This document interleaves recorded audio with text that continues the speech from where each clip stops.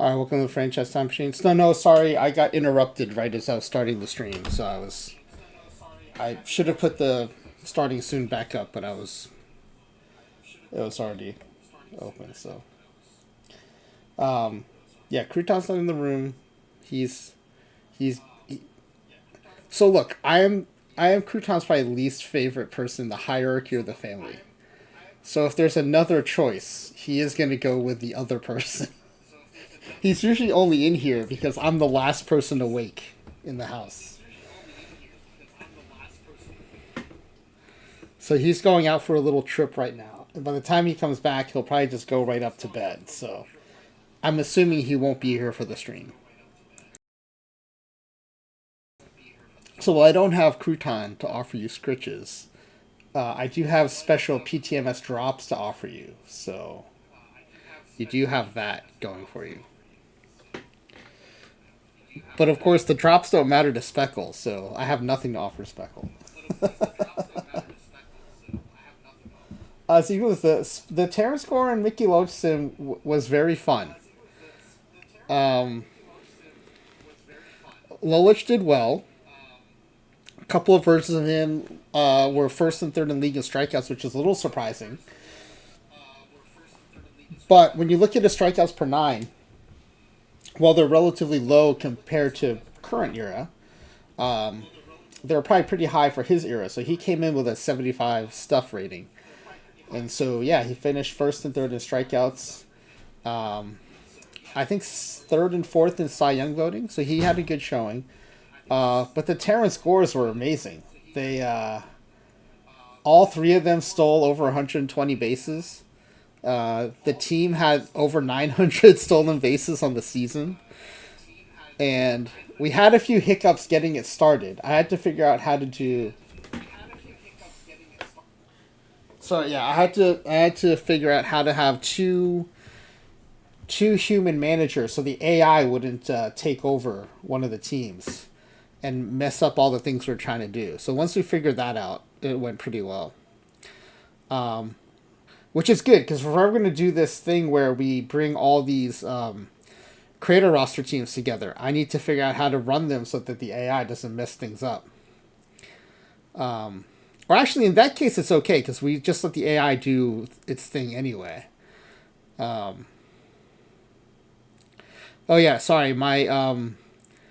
So I keep my alt on a laptop so that I can make sure like I can see if the ad break's going on, or I can make sure the stream is coming through. And so I had it on speaker by mistake. So you were hearing my alt account watching the stream. So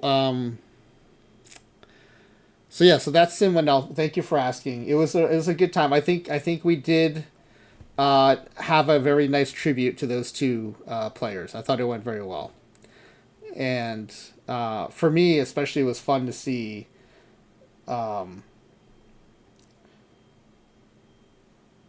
Terrence Gore play so well. It was pretty awesome. And we just took his we just took the one season he had that was like the most complete season. It was 58 plate appearances, and we just let him play a full season. And he did great. It was awesome.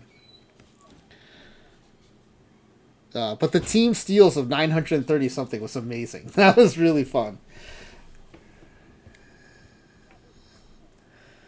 And actually, probably the biggest revelation was how good just the original 2024 Royals pitching staff was.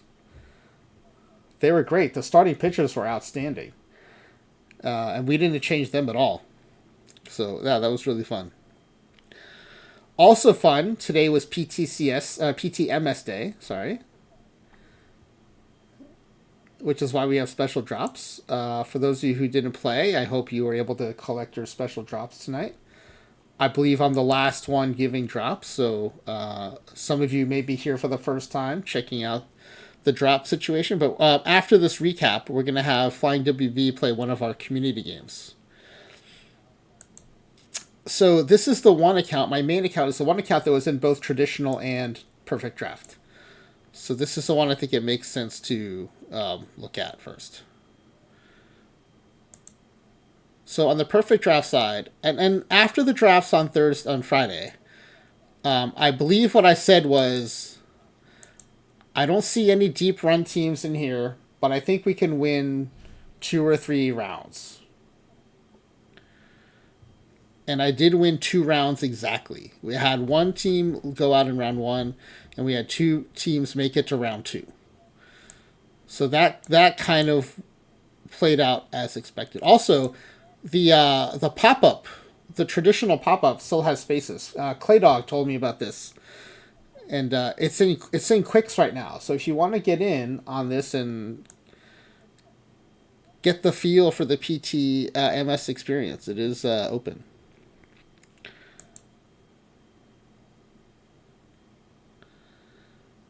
Oh, you know what? Hold on. Let's start with the traditional side. I think so. On the traditional side, I had 2 teams. One primarily played Iron, which is the Georgia Tech my mind team, and the other primarily played Silver, and that was this main account.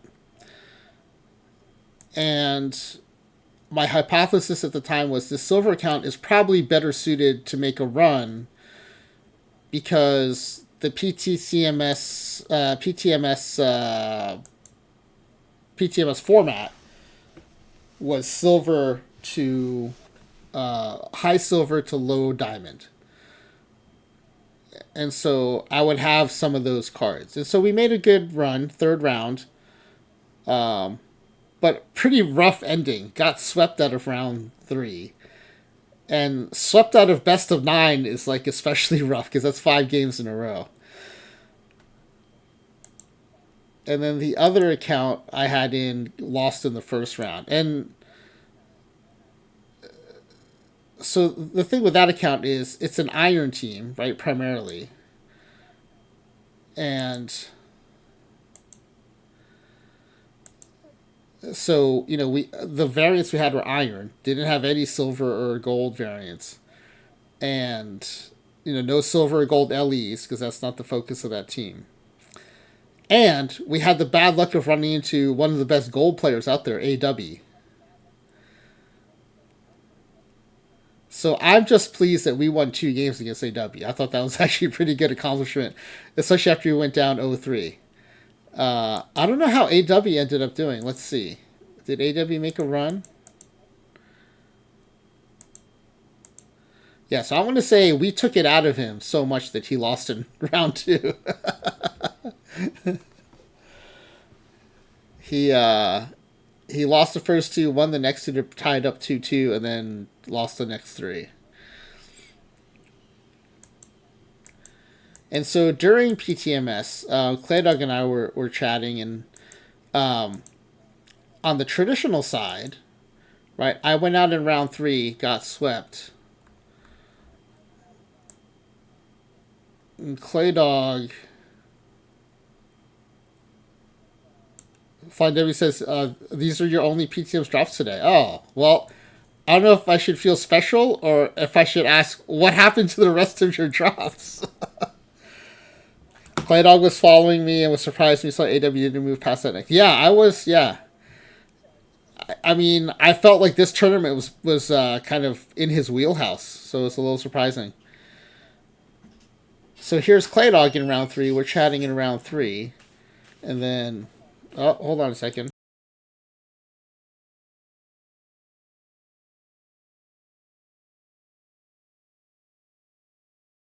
Alright, good news, everybody. I'm going to turn the channel point redemption back on.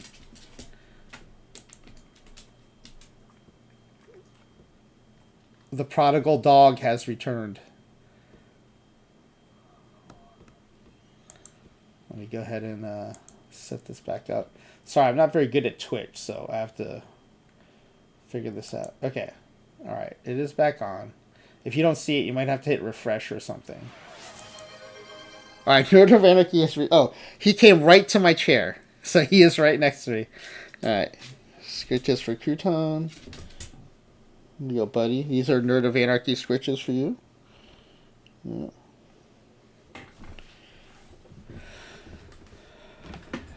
Alright.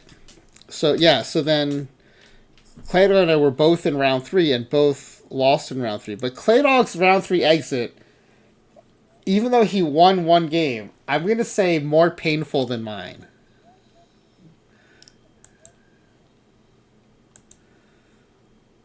So he loses a 1-run game. He loses an extra inning game. He loses an extra inning game. He loses a 1-run game. He destroys the other team 13-10. And then he loses another extra inning 1-run game. He actually I think you actually ended up positive run differential for this series. And he lost 5-1. 3 extra inning losses. His biggest loss was in an extra inning game. Yeah, we thought the reverse sweep was starting right here. So he was knocked out of that. And then, yeah. So this was my deepest one, was round 3. So then we'll go over to the draft side. Claydog says that would be a +4 run differential for a 1 to 5 game loss. Yeah, that's brutal. That is brutal. All right, let's switch over to the draft side now.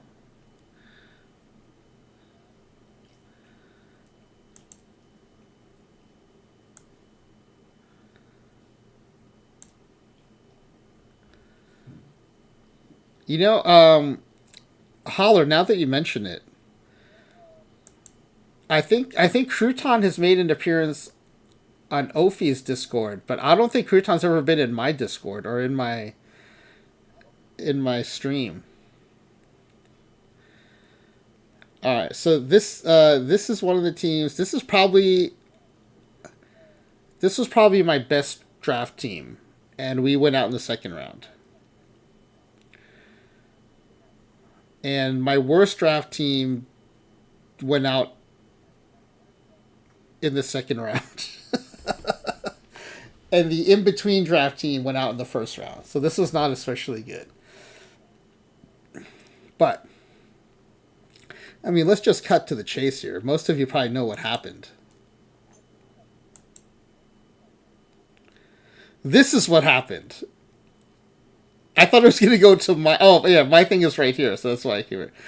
This is what happened. PTMS champion, Clay Dog, won PTMS number 4 perfect draft today. So on the heels of that crushing defeat in round 3 of traditional...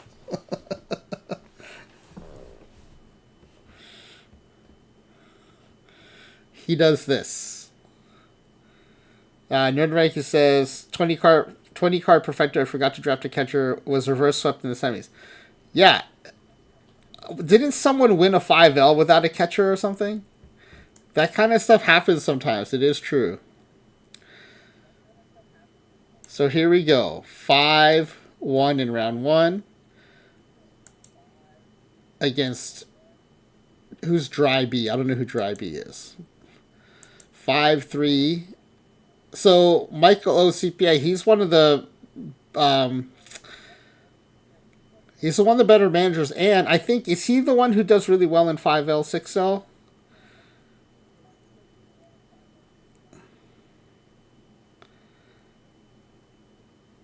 Oh, we'll get there, Clay Dog. We'll get there.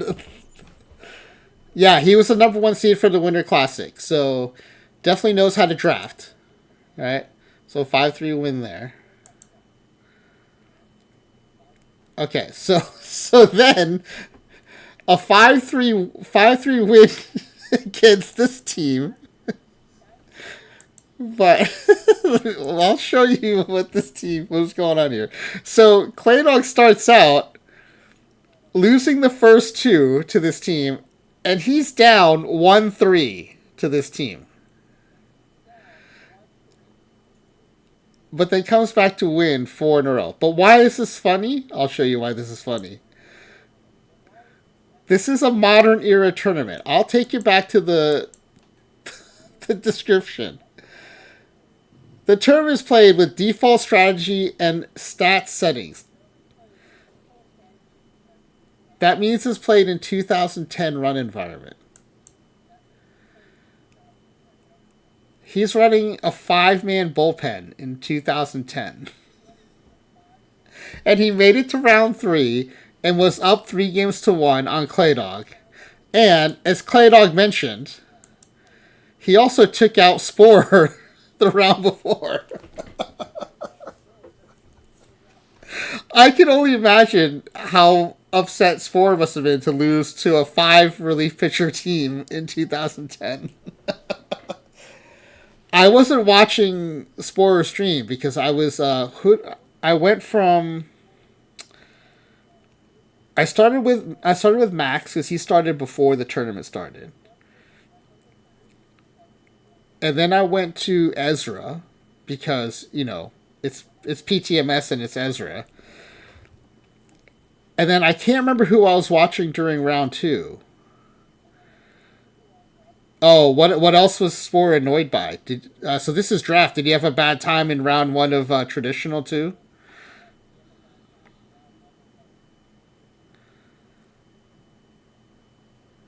So yeah, I mean, I would also be upset if I lost especially in 9 games, right? Because after a 9-game series, that bullpen should be exhausted. Especially after one of the games we beat them 12-0. Oh, he had a rough go of it in traditional too? Okay. Yeah, so it sounds like he had a bad day there. And he lost to a Detroit team. That must have been extra annoying for him.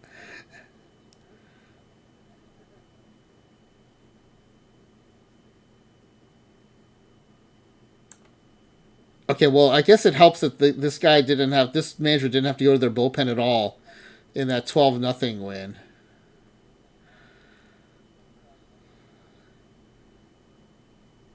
But yeah, so 5-man bullpen. And Claydog, didn't you say that their bullpen wasn't even tired at the end of the series?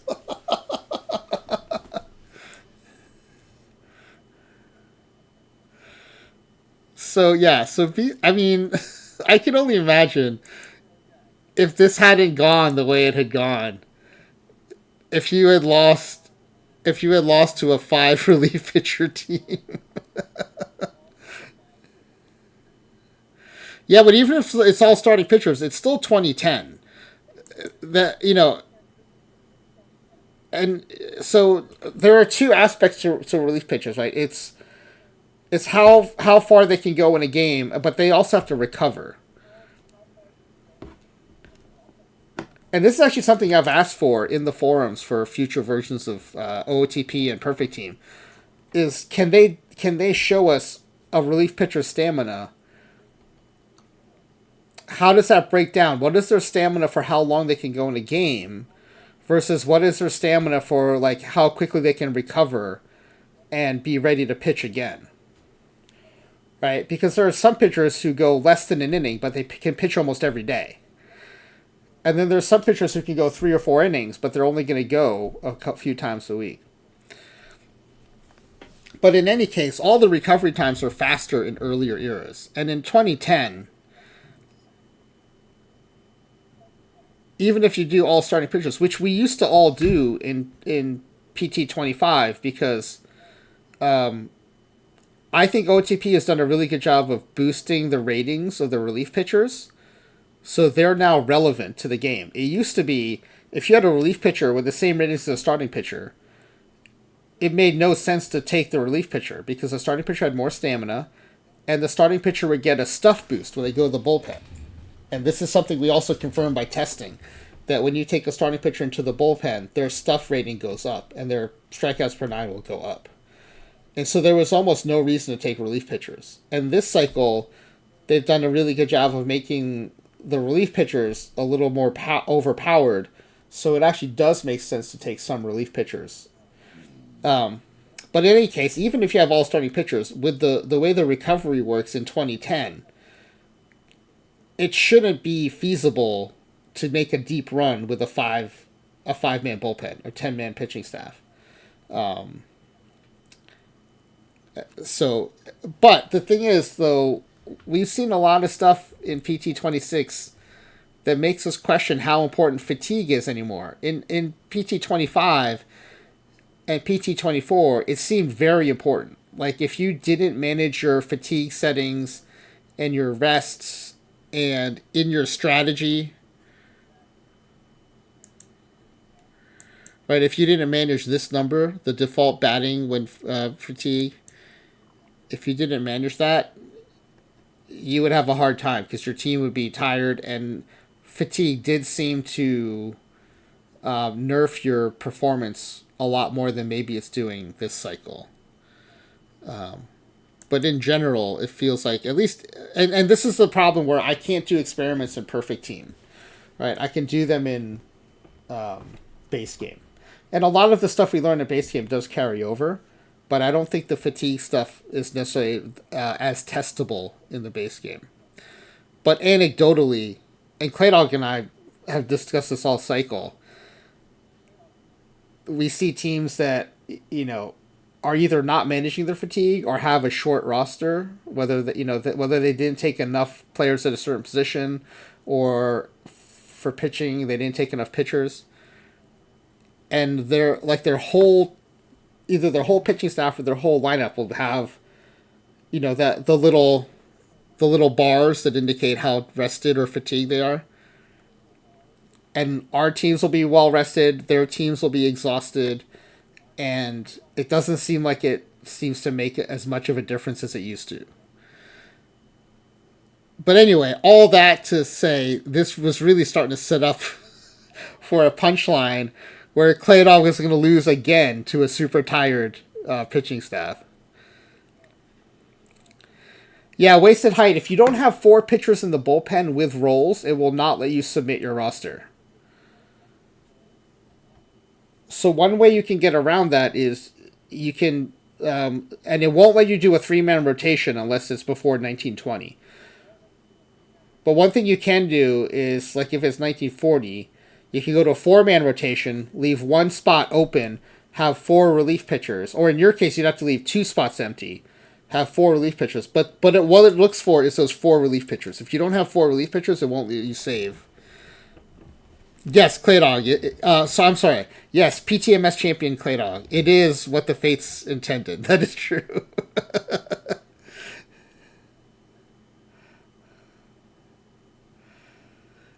So there are a few tricks. The other trick you can do is find some position players that have some sort of marginal pitching ability, and then it'll let you make them 2-way. I used to think it would let you do it with any position player, but now it seems like there's some sort of check on that, so it can't be just any random position player. But you can make position players 2-way, put them in the bullpen, so that at least you can save your game. At least you can save your roster. But yeah, so when Claydog told me he was down 3-1 or 1-3. Kind360, thank you for the 10-month subscription. We now have a Twitch baby with Kind360, 10 months. Thank you for the ongoing support. Twitch will give you your channel points faster now, and we have discounted channel point redemptions for our subscribers for our community games. Can we name it Claygoat? Our Twitch baby named Claygoat. And there you go. Kind360 taking advantage of the discounted channel point redemption. Alright, we'll connect in Discord and get you scheduled for that. I'm excited to see what you want to play. But yeah, so I'm glad this turned around for you, though, because if you had lost to that 5 relief pitcher team, oh man, that would have been rough. But down 3-1, not only does he come back to win, but he wins 4 in a row, so he gets a 1-game rest before the next round. Kind360 wants to play low ball for Claydog's PTMS title.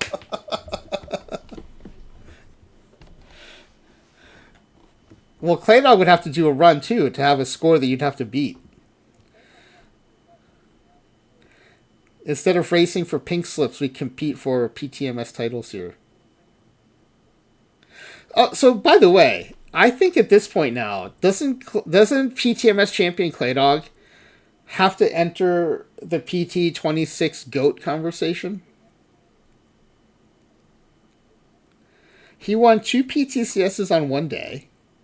He won a PTMS. He won a separate PTCS.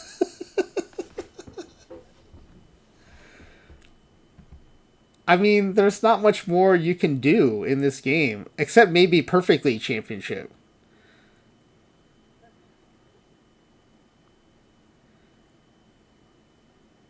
So yeah, I think we now have to, with Smiley Face Jane, we got to include PTMS champion Claydog in the PT26 GOAT conversation.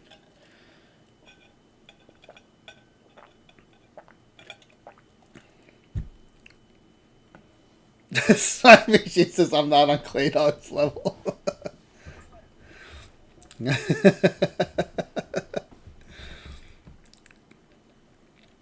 But yeah, so got past that. It's wild to think too, how how different your day would have been if this 5 relief pitcher team had beaten you. None of this other stuff would have happened.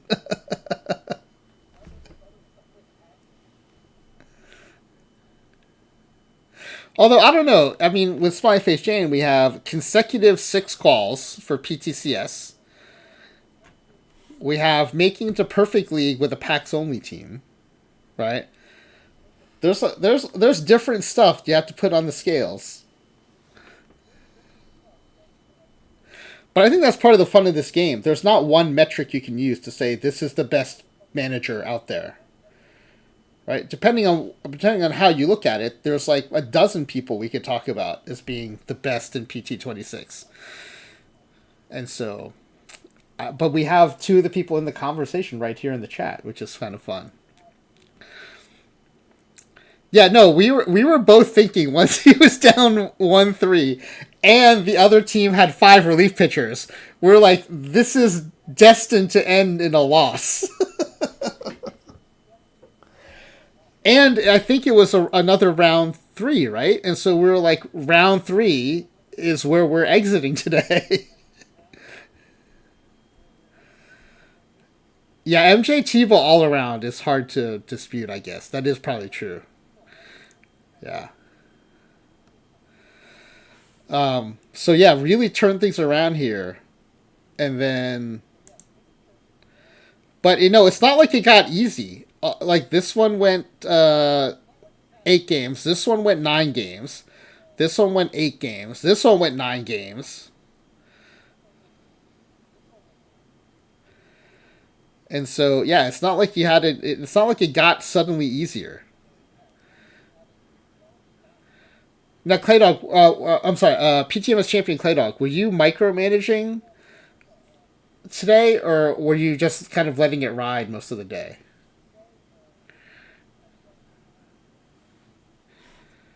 Actually, do you want to come in the voice chat? It'd probably be easier if you just want to talk. You don't have to type as much.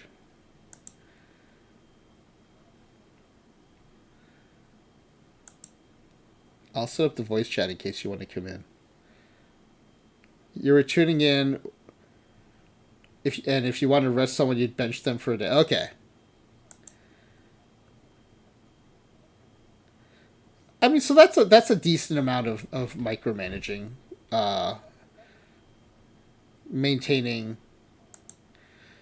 maintaining your rest and benching players. It's not like super involved, but getting in there once in a while, I think is super helpful for stuff like that. If you believe fatigue matters.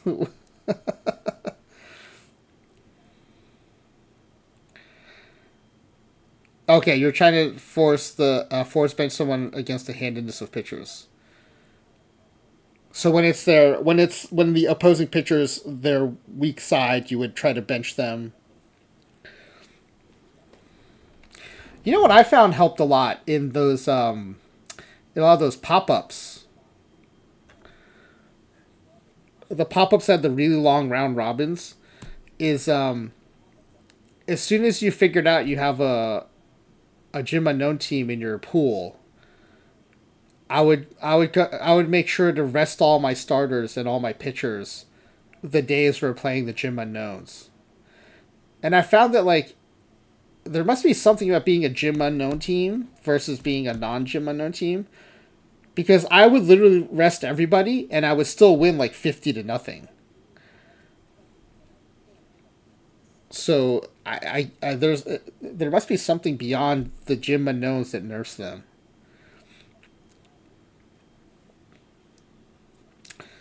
Coordinating. Oh, this person is tired and faces their strong side next game.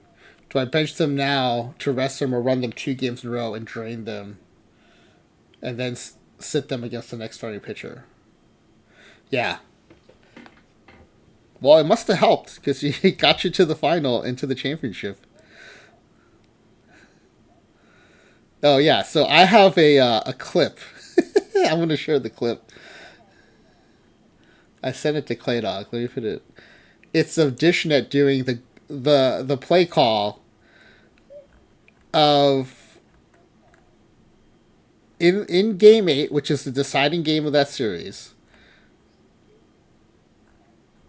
Claydog's team hitting a grand slam to go up 13-3. Then almost immediately the final out in the top of the ninth. And then Dishnet announcing that the Madtown Icebreakers were the PTMS champions. All of that fit within one Twitch clip, which is sometimes hard to do because I think the max is like 60 or 90 seconds or something. So watch that when you get a chance. Dishnet was in top form for this clip too. It was really nice. So you get the grand slam, the final out, which is in the next half inning, and then announcing that Claydog is the PTMS champion. So that was pretty cool. Yeah, so that 5-man bullpen series. Is there anything else we should look at, Claydog? I mean, this is the final. This is the inning where we get the clip. It's the grand slam. And then it goes immediately to 2 outs in the top of the ninth, which is when you know the AI is surrendering. And then Dishnet announcing the PTMS championship. So that's a pretty fun clip.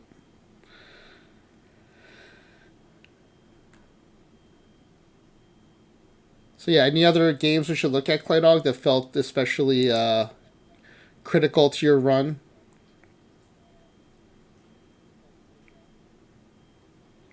Claydog promised you the card and you put up the 123 perfect point fly order.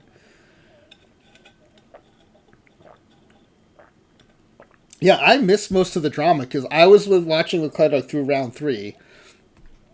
And then I had stuff to do with the kids and some work stuff to do. So I was away from the game. And then I came back to see what was going on. And I had a message from Claydog showing me his run to the finals. Like, oh my goodness, he's in the finals. So then I flipped over to the main channel. And sure enough, Dishnet's announcing the finals. And so that was really cool. Yeah, I missed everything from like round 4 through the semifinals. And the thing is, on these weekends, even when I'm in the tournament, I really can't get too involved. So when I'm in the tournament, it actually eliminates a lot of stress because I'm not hanging on every simulation. Oh yeah. Okay. I forgot about that. Let's see. Let's go to round 4. Yeah. Let's find let's find Smiley Face Jane.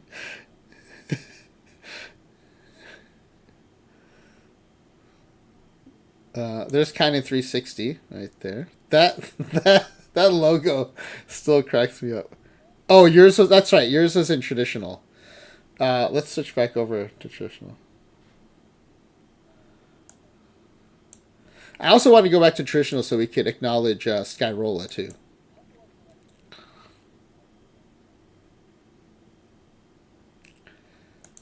Let me. Oh, I don't have to switch accounts. I just have to switch tournaments.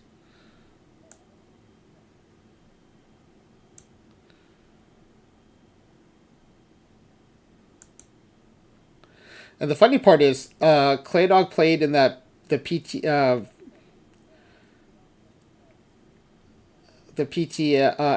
pop up, right? The perfect draft pop up. What did you say? Where did you exit, Claydog, in the pop up? He won the actual PTMS, and I think it was like a second round exit in the pop up.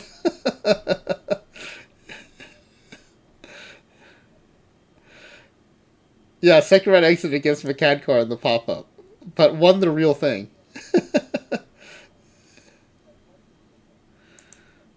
So yeah, so Skyrola, Portland Grizzlies wins it all. I mean, you would think Claydog's in the late night crew. I'm in the late night crew. Skyrola's in Portland. I'm in Portland. I've got both of those things. You'd think I could get past round 3, but I could not. So yeah, Skyrola making it, winning a championship here.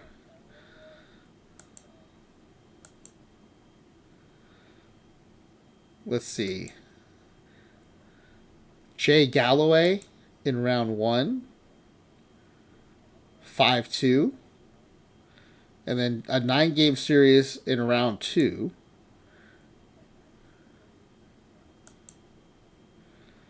And then... oh, a sweep. A sweep in round 3.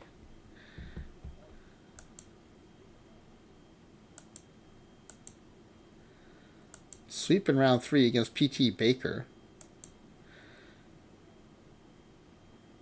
Because there's, you also assume some element of survival of the fittest, right? So the deeper you go, you assume you're going to run to better and better teams because they've also made it that far. So I always find it surprising when you're able to sweep somebody this late in a tournament. And then an 8-game series. Oh, and then he faced the Axe. McCadcar's Magic Bus team. And then he faces Charles, Warbot. That's a pretty tough consecutive set of opponents there. McCadcar and then Warbot. And then Brydop. So yeah, so it's not like it gets easy. He's got three really good managers in a row. Which you kind of expect the deeper you go, right? And so, yeah. Ezra Denny, thank you for the raid. Welcome in, Raiders. We are just taking a look at today's PTMS results. And we have in our chat PTMS number 4 champion Claydog, who won PD, the perfect draft side today. So it's been fun going over the results with him in the chat. Ezra Denny, I saw, made it to game 9 of round 1. So that was great.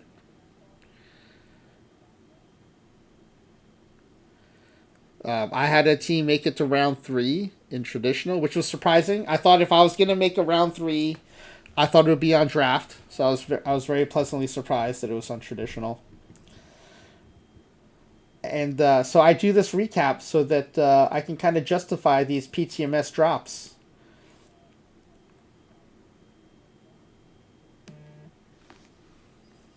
Yeah, I got my packs from Ezra this morning too. 5, right? It was 5. I got all 5. Leo Remus. Was Leo Remus in traditional or draft, D-Block? I don't know how far he went. Ezra's opponent. Okay, let's find Ezra's opponent. Here's Ezra. Well, look, he went pretty far.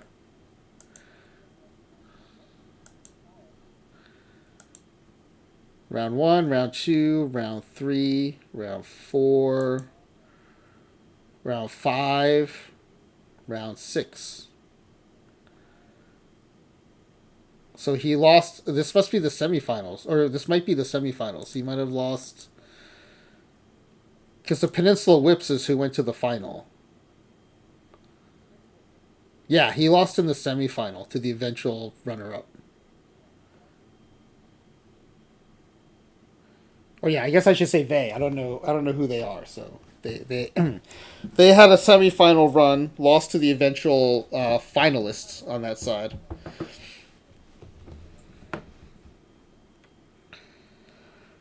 Yeah, that's right. That's right. Yeah, that's a good point. Ezra took a semifinalist in PTMS to game 9 in round 1.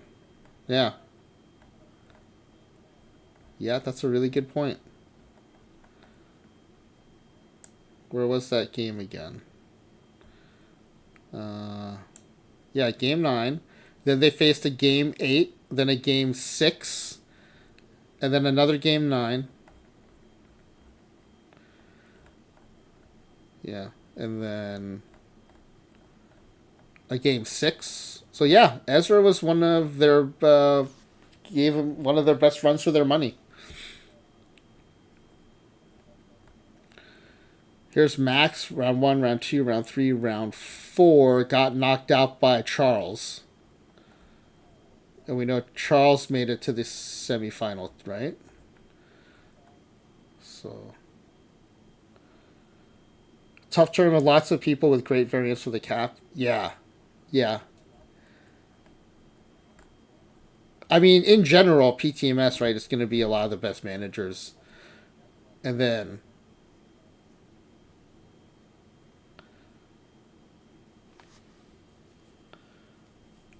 and Ezra. Someone was showing the slide for the affiliate streamers that were streaming PTMS, and I commented in the chat, "Hey, look at those two base game players," because Ezra and I were both on the slide. Look at those two base game players making it into PTMS.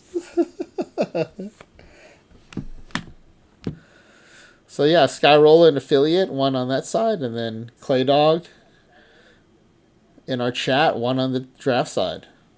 So super fun time. Alright, so with that said, let's switch gears. The other thing we want to do tonight is we're going to play lowball creator roster with FlyingWV.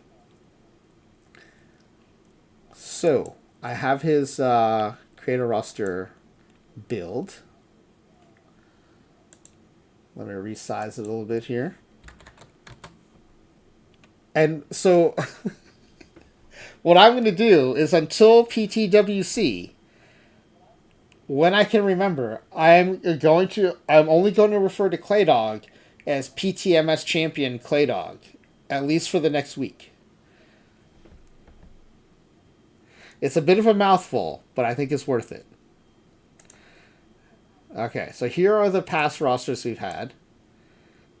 Clay Dog, PTMS champion Clay Dog is already disgusted. Exactly, just like NL MVP Jose Uribe in Ezra's stream. Alright, so a few interesting things here. FlyingWV is changing teams to Detroit, taking 2 legend level starting pitchers, taking the rest of the rotation by star level, taking a closer at good level, and let's see, what else is new here? Taking a shorter bullpen, I think, than before. No, bullpens looks like about the same. But yeah, elevating the starting pitching, and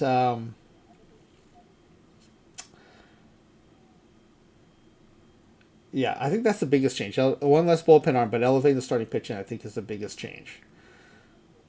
So we're gonna see how that goes, and then so Delhi Sports still has a record, what I think is 105 wins. Nerd of Anarchy has the second best run here, and as you can see, the leaderboard is pretty thin in dead ball, so it's a good place to make your mark right now.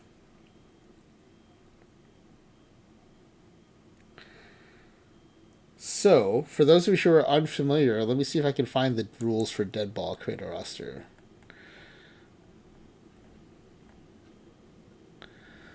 Here it is. Okay, so this is a game we play with a player creation engine. I originally created just regular creator roster, which 26-man roster, you got a certain number of legends, star, good, going down the list. And then you fill out a Google sheet in advance to let me know what positions you want at each level. And for each player, so let's say it's a legend level starting pitcher, we generate 5 of those players. The person who's playing picks one to keep, and the other 4 get deleted. And we keep going until we have a full roster. Now with Dead Ball, there are a few differences. It's a 25-man roster, since it's 1907. You don't have to worry about taking a DH. You do have to pick 4 starting pitchers and only 4 starting pitchers, and you run a 4-man rotation. Even though the era would support a 3-man rotation, we have everyone play a 4-man rotation. The only other rule is you have to pick 1 player for every position. Other than that, you can do whatever you want. You could have as big or small as a bullpen as you want. You can manage your positions however you want, as long as you have at least 1 at every position. And in general, we don't have to put in as many rules as we do for low ball, because with low ball, it's pretty easy to kind of game the system. And so I put in a lot of rules so that you're trying to make the worst team by making strategic decisions, not by trying to find loopholes in the game. We really don't have to do that in the games where we're trying to do the best teams, right? There's not a ton of shenanigans that can really go on there. So there are a lot fewer rules. So under those rules, this is what FlyingWV's come up with. Now, one thing that's different in OOTP 26, which has been really fun, is there's a box you can check that says, when you create players, I want them modified to resemble this era. And usually we play creator rosters in 2024, so that checkbox wouldn't really do anything, because we're already in that era. But for 1907... it really reshapes the choices so they look like dead ball players. The problem, though, is some of those modifiers are so severe that a lot of the players end up looking the same. And you don't have a chance to get a player like Honus Wagner, who actually has a high power rating in 1907. All the players kind of look the same. So we're going to do some things to adjust for that in OOTP 27. But because we're already underway for PT26, we're just going to keep going with that box checked the rest of the way. So with that, let's go ahead and set up this run. Let me exit out of PTMS.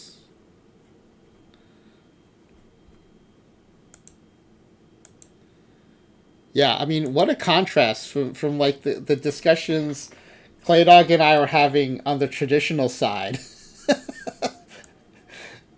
And then I go away for most of the day. I come back and Claydog's in the finals of Perfect Draft. That was a really fun... for me, it was fun just to, have that sudden, realization of what's going on. I can only imagine what a ride it was for PTMS champion Claydog. So we're going to go to new game, quick start.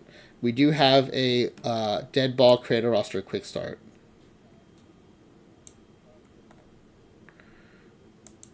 And this will be dead ball in OOTP 26, FlyingWV. And I think this is and so this is an official leaderboard run, because we're not playing around with the modifiers like we did for fun recently. So this will be run number 2 for FlyingWV. So just to explain, FlyingWV wanted to play a few with the era modifiers turned off, which is fine, but those are just for fun because they're not eligible for the leaderboard. And those are some really fun streams. And I think it also helped me understand like how maybe I might want to adjust the rules for OOTP 27.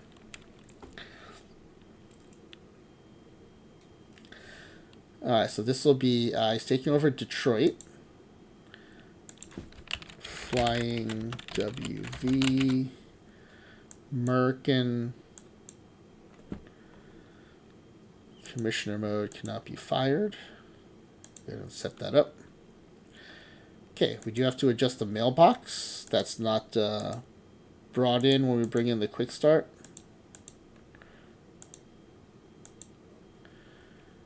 And the manager options.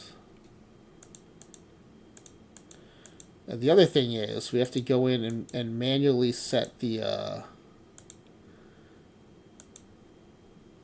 player creation modifiers. We're going to turn these on. And you can see the reason why a lot of these, especially the hitters, end up looking similar is because this power modifier, it nerfs the power so hard that you just don't see power. Even 80 power would get cut so far down that, it becomes essentially meaningless. On the other side, home run suppression, because movement is jacked up almost 6x, everyone has 95 home run suppression. And everyone who's offered, not everyone in the league. In the league, there's still more variation. But because these modifiers are used, the players created end up looking very similar to each other. Which, I mean, it's not that bad. It's kind of like how OOTP 25 was for modern era. All the pitchers are just a version of high stuff, medium home run suppression, medium PBABIP, and some version of medium or low control. And it was just like degrees of how high or low those were. And so it just seems a little bit more like that.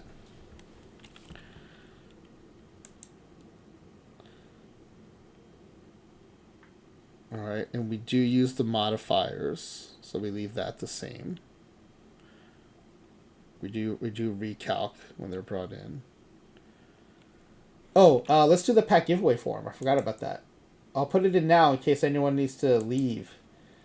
You can submit one now, and you don't have to be present to win.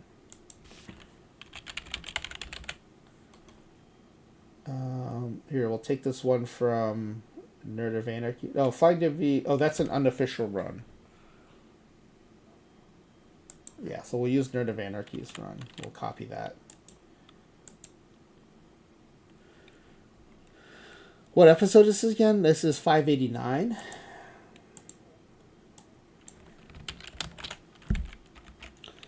Deadball Creator Roster, FlyingWV number 2.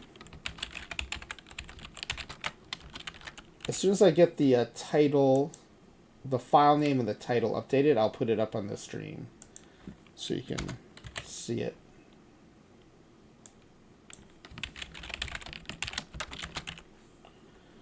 Okay, so this is the form I am working on. I'll put this in the chat shortly. Oops, hold on. There we go.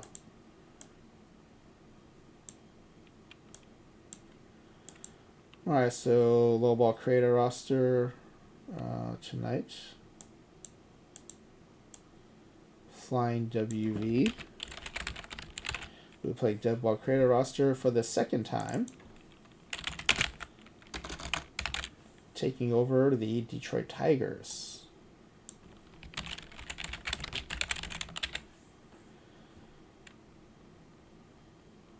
These are the rules. Oh, it is modifiers locked in auto calc on, so let me go ahead and do that.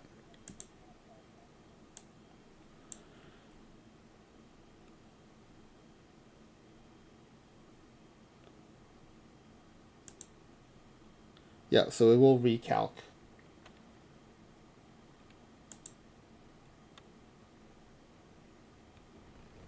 Yeah, okay, so that's right. And the player creation modifiers are also on.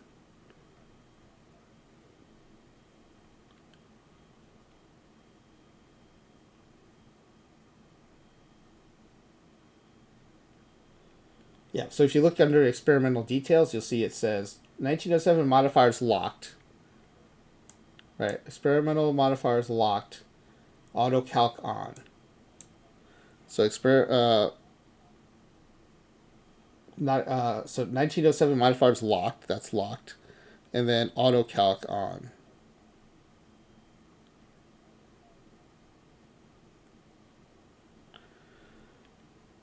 And then one thing to note here, or a couple things to note. The questions are based on a 154 game season, not the 162 you might be used to for other pack giveaways. There are no playoffs. It's just you win the pennant and go to the World Series or you go home. So there are no questions about the playoffs. It's just do you win the pennant and you go to the World Series or not. And then there was no Cy Young Award back then, but we will have a Cy Young Award. The regular season win total, it is based on 154. The mouse hover questions are based on 16 teams. There are 8 teams in each league. And the home run, this is the big one. The home run question has been replaced by triples. So how many regular season triples will be hit by the batter who leads this team in triples? Everything else I think is the same. Batting average, OPS, batter WAR, strikeouts, ERA, WHIP, and then highest pitcher WAR. Yeah. So the triples thing, and then the number of games in the season, and the number of teams in the majors are the things that could throw you off. So just be aware of those things. Yeah, this is Dead Ball Creator Roster. It's our Creator Roster game, but it's played in 1907.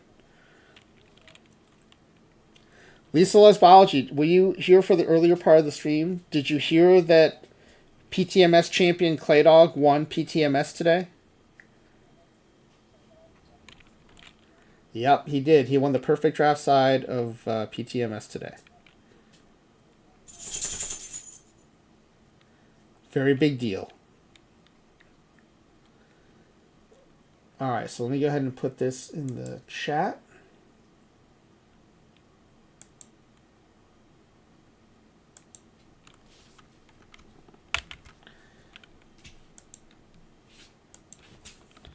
Link to form to tonight's 10-pack giveaway.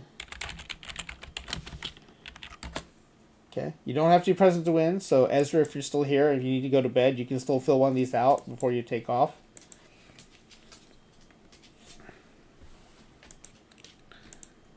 For the rest of you, a lot of people like to wait to see what the team looks like. Don't blame you. More information is better. So you can wait around to see how that goes. Alright, so let's go ahead and save this.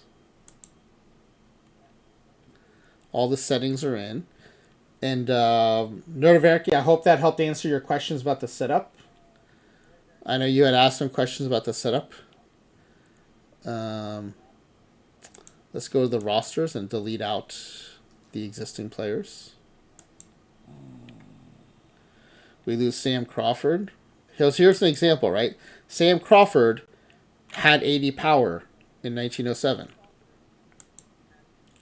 In 1907, he hit 4 home runs. But relative to the league, that was high enough that he got 80 power. Because of our modifier we're using, we're never going to see an 80 power guy for the Creator Roster team. Even though they did exist.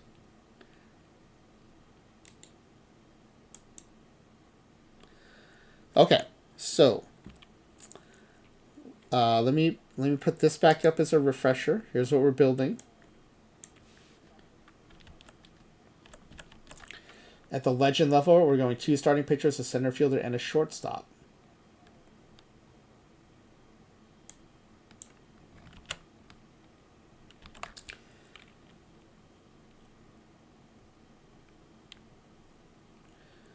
All right, so to create these players, we go to the manager pull-down menu, GM and manager actions, and sign a free agent. Something we don't have to worry about in 2024. We're going to delete out these free agents because the created players are going to show up in the free agency pool. We don't want to have to search for them, so we're going to delete out those free agents. And frankly, I also don't want other teams signing free agents during the season. We want the teams to stay as close to what they look like at the beginning of the season throughout the season. So from this screen, you have to be in commissioner mode and you'll get this actions pull down menu. You can import historical players, which is what we do for peak performances and other historical games. But tonight and for create a roster, we do create fictional players. First up is a starting pitcher. All of them are created at average age. And for these first four, they'll be legend level. All right. And FlyingWV, do you want to do voice chat? I forgot to ask you about that.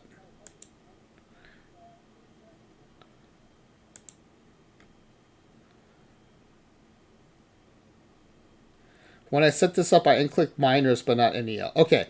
The only thing that'll do, it'll make the file size bigger. It shouldn't affect anything in the sim, though. But thank you for pointing that out. Next time I set up the quick start, I'll make sure I do that.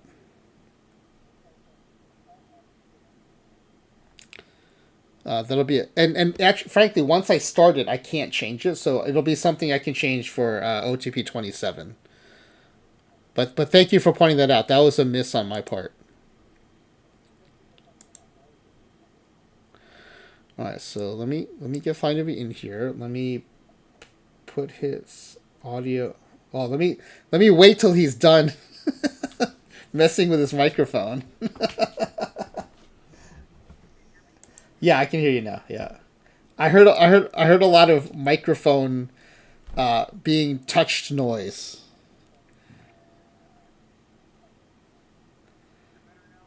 Yeah, it's fine. It's fine. Yeah, it was just while you were messing with it, I just heard a lot of sound, a lot of noise. Okay. All right, let me put you into the stream, and if people in chat can let us know if you can hear FlyingWV okay. Can you hear me?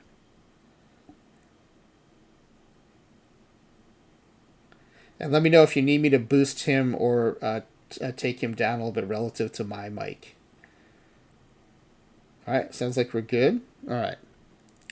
So I guess the first question is, why Detroit this time around? Well, I looked at the 1907 standings, and they won that side of the conference. They weren't as good as the other side, but it seemed like a play. Okay. All right, and then I guess the upgrades to starting pitcher. Upgrades to starting pitcher, reduce the bullpen arms because they're not really used anyways. Yeah. Yeah, I mean, a lot of these relief pitchers pitch like single-digit innings on the season. Exactly. Yeah. Exactly. All right, well, let's get to it. 5 starting pitchers. Let's get the creator roster pitcher view, and then all pitchers. Oh, no, wait. I give you the dead ball view, which includes their batting ratings. Oh, wait a second. What happened here? I thought I delete. Oh, I didn't delete the pitchers. I just deleted. Just delete them and regenerate. Yeah, let's delete them and regenerate.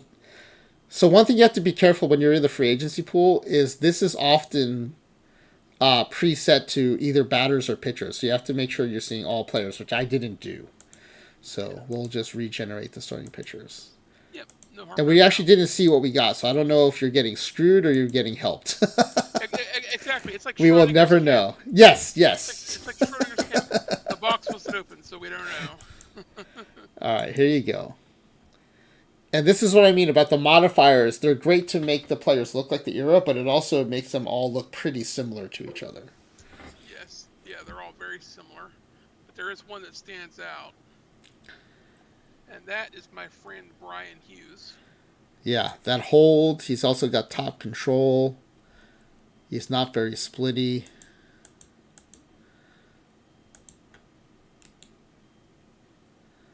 All right, Brian Hughes. Brian the Peerless Leader Hughes. Okay. Can anyone in chat look that up in BREF and tell me if that's an actual player nickname? I can look it up in a second, too. Let me just get this set up here. The Peerless Leader. It does seem like it might be a real nickname. Yeah, it seems plausible. Oh, Frank Chance was the Peerless Leader? Thank you, Smiley Face Jane. Frank Chance. Wow. He's had a really good card, too, in Perfect Team. I like that card quite a bit. It's very playable. All right, next up is another starting pitcher.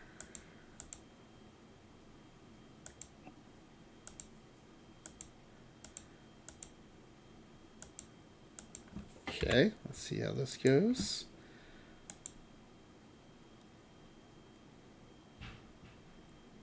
Yeah, one guy with a low control, you can see his star rating suffered from that for sure. Yes. If we ever played low ball, dead ball, Alex Corona would be your guy. Right. I'm going with Jesus. All right, Javi de Jesus.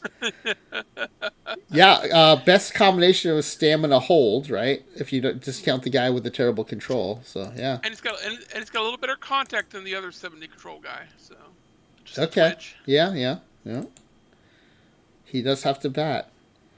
Lisa, it's because of the player modifiers that we apply to make them look like dead ball players. Some of the modifiers are so strong that it makes everybody look kind of similar.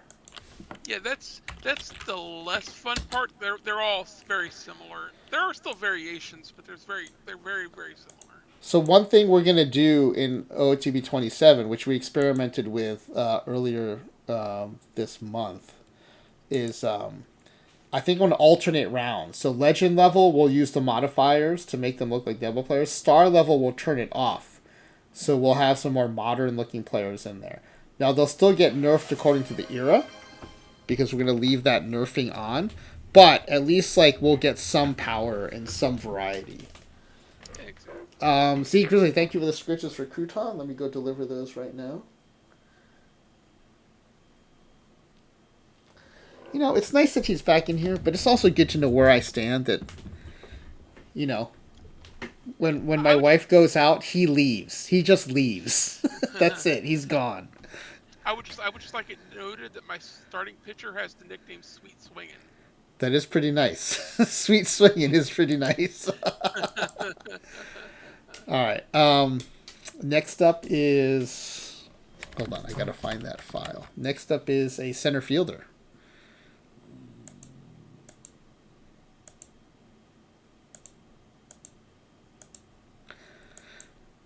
Yeah, so Lisa Lesbalgi, we play this lowball version. There's the original version, which is just in 2024. And then there's a lowball version, which is in 2024, where we try to build the worst team possible. And then there's a studs and duds version, which is you get 6 legend level players and 20 scrub level players. And you have to figure out how to put them together to make the best team possible.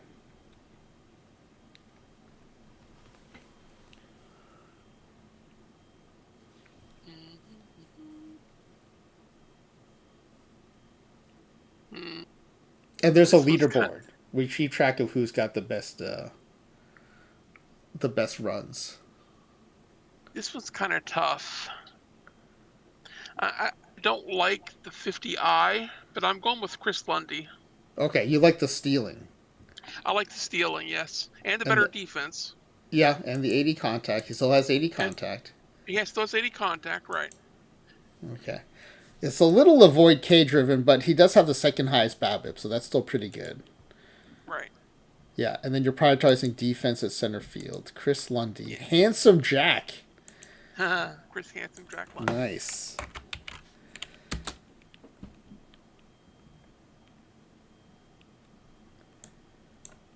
Okay, let's get him on your team. Can I see his gap? I'm just curious. Yeah. 80. You're gonna see a lot of high gap on these guys for sure. So yeah, so he's a good gap guy. Yeah, makes sense. The era they're going to have good gap. Yes, D-Block didn't have a game score because he broke the scale, meaning I forgot to assign him as the manager of the team. Oh, So we nice. didn't get a game score for him. Nice. So D-Block still claims that it's the highest because we can't refute that it's the highest. Very valid. Yeah, he's got a point there. He does have a point there. He also can't refute, though, if I say he had the lowest. True. It had been so off the scale low. Yeah. All right, shortstop, average age, legend. Last legend level pick here.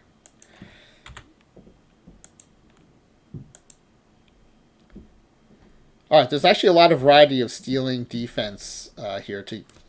So this is the good thing. Like the offense often will look cookie cutter, but you get a lot of variety in the defense and the stealing and some other things like that. Yeah. And actually, we have seen a lot of variety in whether the contact comes from BABIP or Avoid K. Yes, and I am going to go with Pablo Quintana. All right. So top defender. Uh-huh. Above average stealer, but also off scale contact. Yes.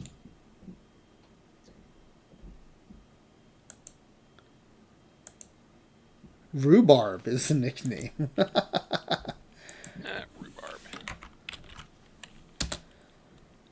All right.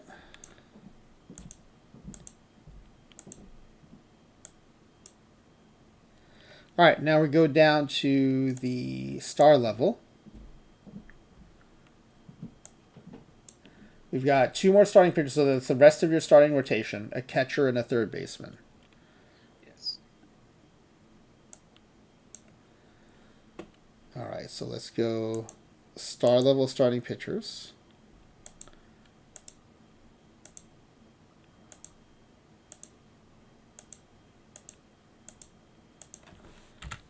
Okay.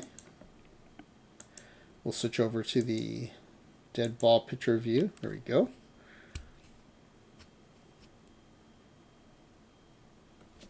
Okay, easy pick.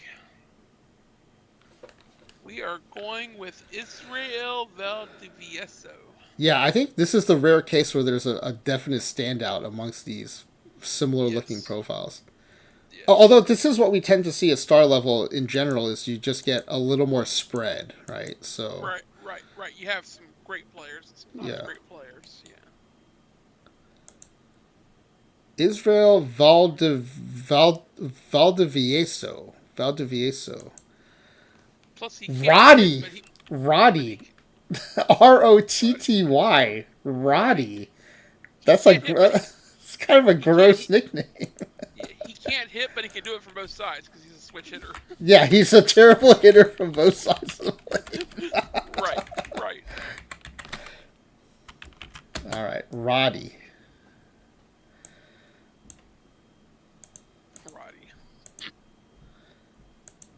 All right. Another starting pitcher. This will be your final starting rotation piece.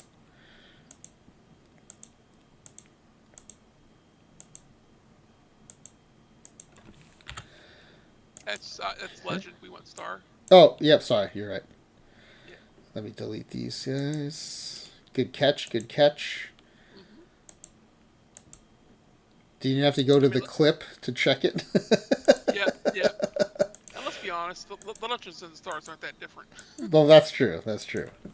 Not in pitchers. Especially with the pitchers with the modifiers on. Right. Definitely. Right. Oh, this is a good batch. This is a pretty good batch. Yeah, honestly, I see a guy that's better here than the legends were. So I'm taking Kevin Payne. Okay.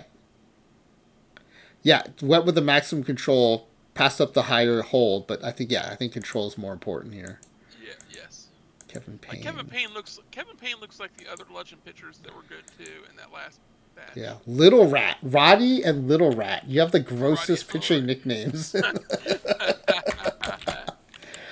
All right, star level pitcher. I think your rotation is looking pretty good. I agree. I think the lowest control is 70. And then a catcher.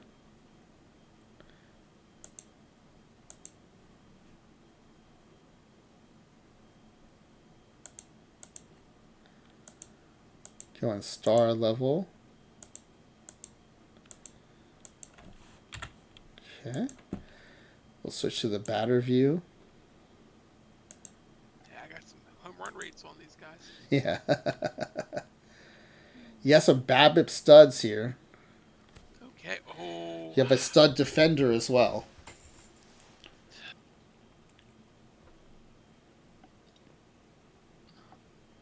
Ew, D-Block says, good thing to know pictures. I bet his teeth are meant by Roddy. Mm-hmm. Yeah, I don't think dental care was as good back then, so you might be onto something. You know who? This kind of hurts, but I am going to go with the guy that you would not expect me to go with. You go Israel Paez?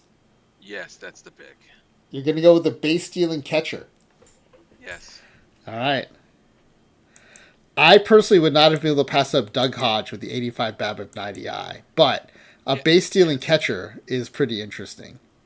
Yeah, and with the era, they're stealing a lot. No, for sure, for sure. That's Yeah. why I guessed it when you Sandow. Yep. I don't know what that means. What is Sandow? I'm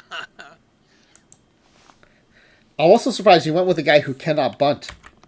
That's true. Did you see how low his bunt was? It was really bad. I think it was in the 20s. Yeah, it was really bad. All right, and then a third baseman. Third baseman.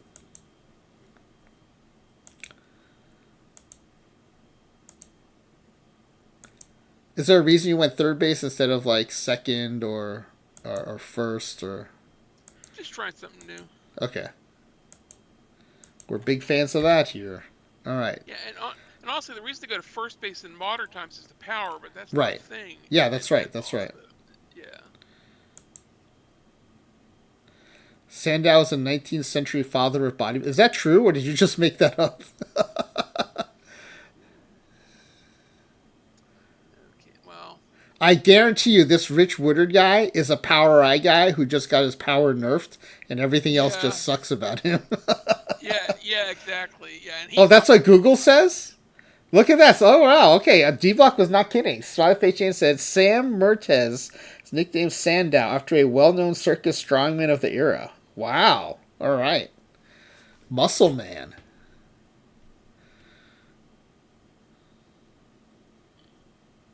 Yeah. Okay. All right. Okay, I got my pick. Okay. We're going with Jared Smith. Yeah, I think best all-around bat of this group, Jared Smith, and not a bad defender. Actually, the top defender in the group, too. Not bad. Yes. D-Luck says, of course, he was German. Secret Weapon. Jared Secret Weapon Smith. Nice. Nice. I know that's a recent real nickname. Who is that? Oh, man. Who is that? That is a real nickname. I know it from something. I wonder if I can find it before Smiley Face Jane looks it up.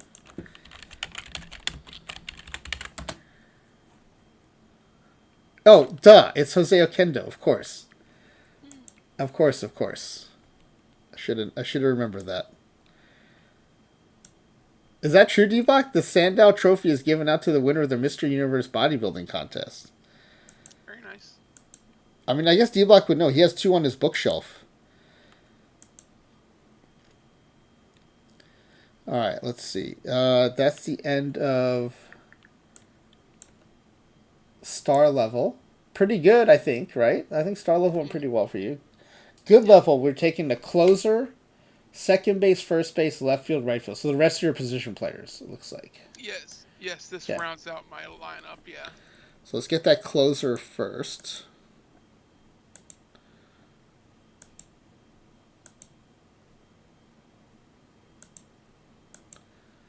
Average age. This is now good level. Ooh, you got two guys who can hit. Oh, nice. Yeah, 45 contact, not bad. Although they're relievers, so I don't think they'll be batting much. Yeah. Yes, 2 standout trophies and 7 Olympic gold medals for weightlifting.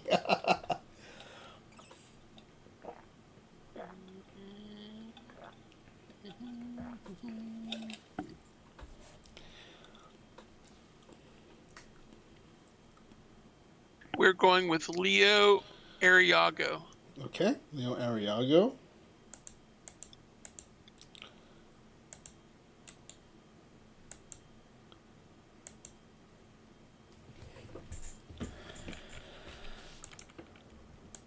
Let's add him to the bench. No, sorry, good level. First good level choice.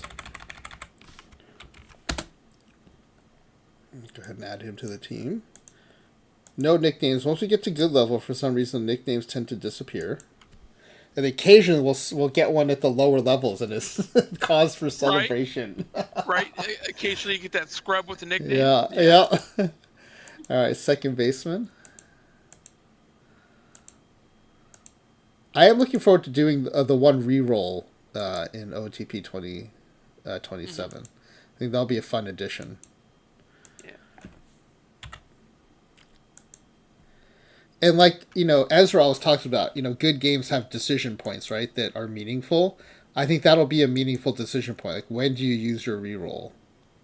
Mm-hmm. If it's not in the legend level, I think it'll especially get, like, very interesting.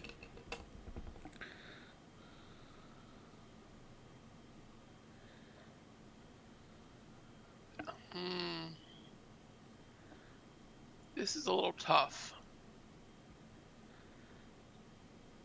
But counterintuitively, I'm going to go with Riley Taylor. Okay. Yeah, these guys are all over the place. You're going with a top defending second baseman, top base stealer. The contact is low, but the eye is high. Yeah, and the contact's low because of the avoid Ks, I think. Oh, yeah, which might not hurt as much. Although his BABIP is also still pretty low. Right. Yeah. I'm hoping he gets on base with the walk and then steals some bases. Yeah, that's my hope for him. That's my Buffalo Bill. Riley Buffalo Bill Taylor. And he's got a nickname, so that's nice. Yeah, that's right. Good level nickname. It's unusual. All right, that was a second baseman.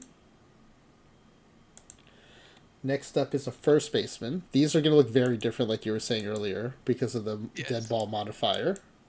Right.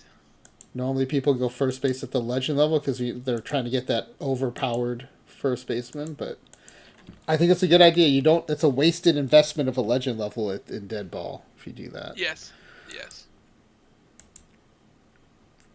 Yeah, you can see these two guys were probably power eye guys, right? That just got nerfed. Yeah, right. Yeah. Right, yeah. 40 power is actually top power in this right. situation, yeah. Okay. Oh, we got Ripley the Oriole and Plompy raiding in. Must be another tutorial session. I watched Plompy play on their own the other day, which is a lot of fun. Yeah, I think it was a mid-season report. So they were doing a mid-season report. Yeah. Welcome in, Raiders. Thank you for the raid. We are watching or helping FlyingWV play the low ball version of the dead ball version of Crater Roster in 1907. We also did a recap of our today. We had our Perfect Team Master Series tournaments, which in our chat, PTMS champion Claydog won the perfect draft side of. So yeah. So how did the when you do those sessions, you're also still playing a full season, right? Like normal. So did you win another? Did you add another championship to your trophy case?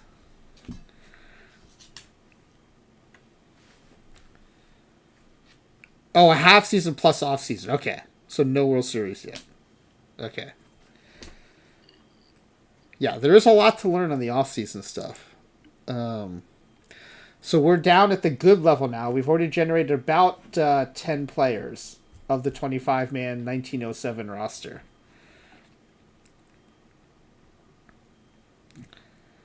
It's Okay, I have no idea if D Block is just making stuff up now. right.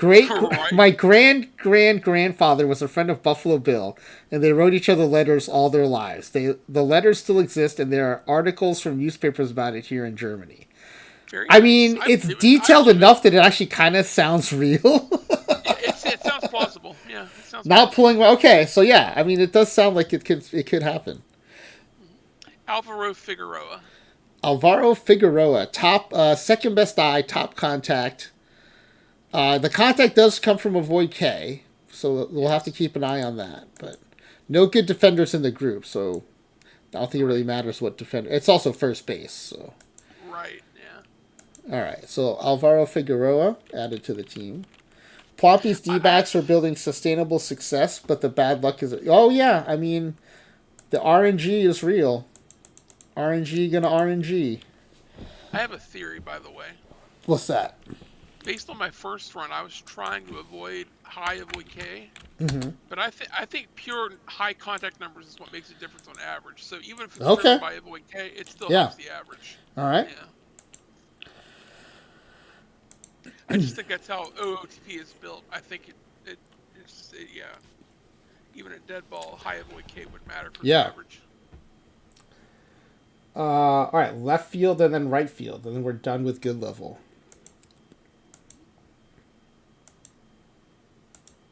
Fill in the corners. Yep, corner outfield spots.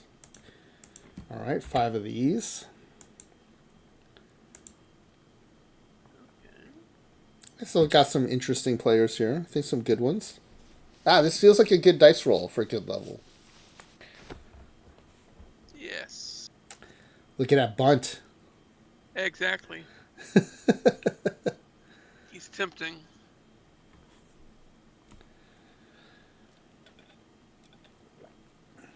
Oh, D-Block, I believed you. It was just the kind of thing that it either was like totally true or totally made up.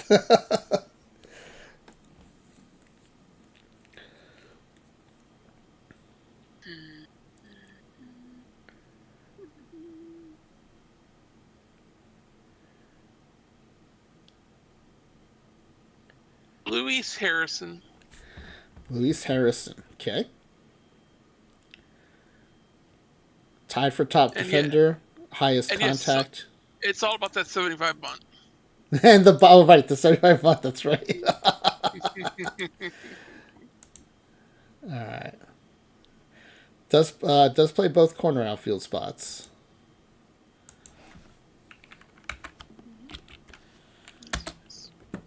Okay.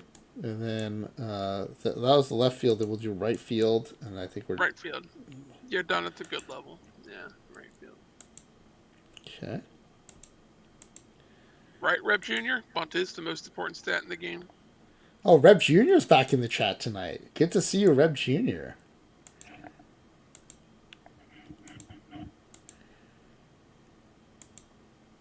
Every time there's a stretch where we don't see you, I wonder if you're on another cruise. He most likely is.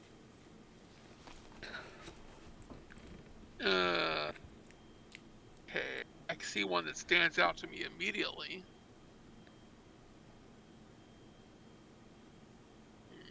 But I gotta look at this a little. Okay, yeah, it's Dave Held. Dave Held, yeah, first pick, Dave Held. Yeah, yeah. Prices are up about 50% from last year. Wow. Is there a specific reason causing that? Like, is it fuel costs or like some specific cost driver there? Probably because Reb Jr. drank out all their liquor the last boost, trying to Rev, reduce their cost. Rev Jr. threw off all their profit models, so they had to redesign everything. Right? Oh, demand went up and the market is adjusting after COVID. Okay, that makes sense. That makes sense. All right, next up, let me get the roster file back up here. I think now we've got our relief pitchers coming. Yeah, we're headed down to the average level. You got your bullpen of 3 more relief pitchers. You took one closer earlier, 3 more relief pitchers, a catcher, and a shortstop. Yes. Okay, so let's get the first of 3 relief pitchers in here.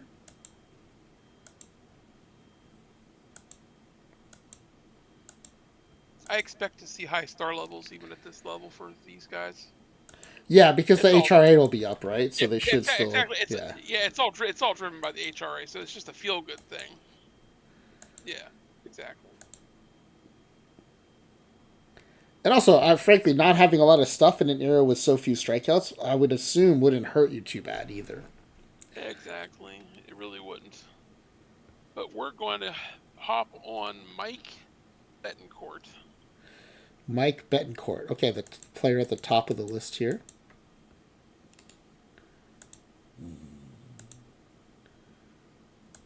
All right, let's get him added. This is the first average level player.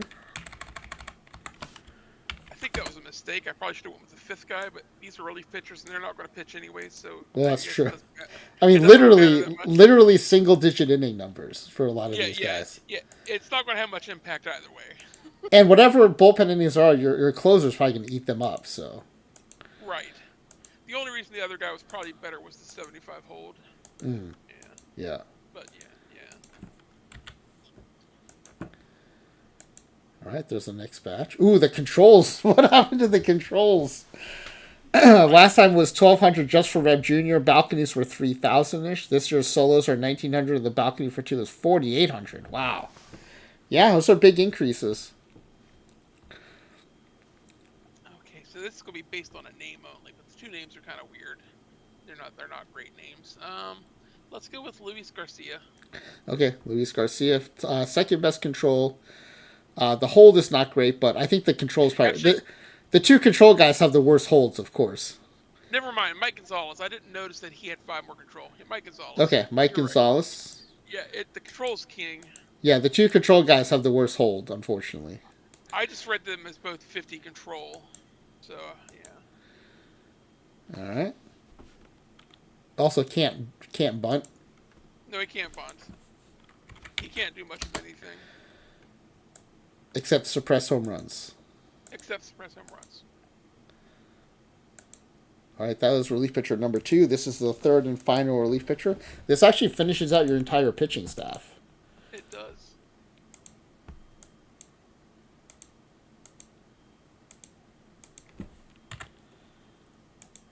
All right. There's some decent choices in here. The stuff is actually uniformly pretty high for average. Yeah. Screw it. Let's let all the stealing bases rack up. Let's go with Tim Fox. He can't hold for anything, but that's okay.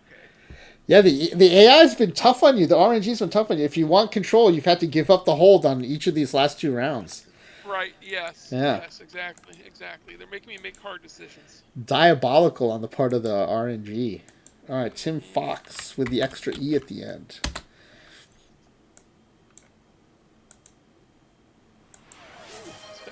Speckle redeeming Scritches for Crouton. Thank you, Speckle. Let me get the next batch of players out here, and then I'll do that redemption. Average level catcher. So this is a backup.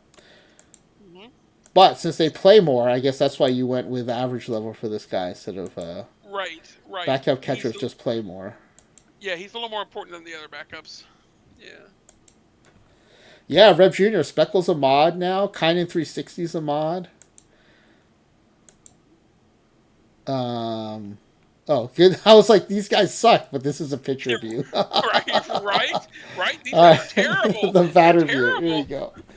Okay, that's better. All right, Scritches for Crouton. Thank you, Speckle. All right, buddy. These are Speckle Scritches for you. Yeah. Not gonna lie, these guys are still pretty terrible. Even though you're stuck in here with me, we know you'd rather be with the rest of the family. Yeah, these guys are still pretty terrible. For what I'm looking for. Yeah. I mean, there's a couple guys with high eye. There's a good defender. There's a few things in here. Yeah, the problem with the high eye guy is he has no contact. So what's more important, getting a walk or getting a hit? It's Chris Bryant. Chris Bryant, all right. With a CH, not to be confused with the KRIS Bryant. Yes.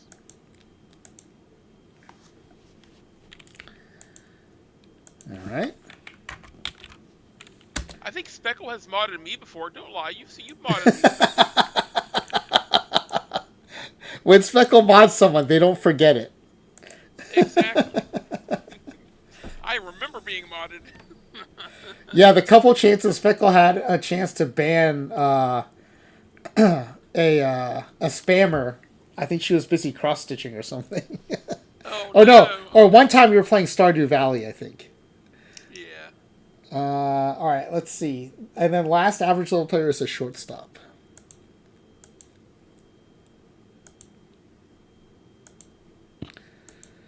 Shortstop, average age, average quality. I will say, when Speckle modded me, she was very nice about it. Well, there is a high BABIP guy in this group. Uh-oh, I'm too low.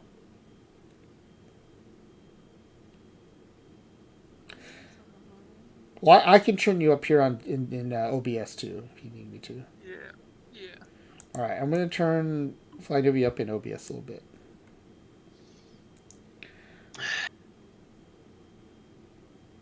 Okay. Well, he doesn't steal bases, but my answer is Mike Wooten. Mike Whitten, okay.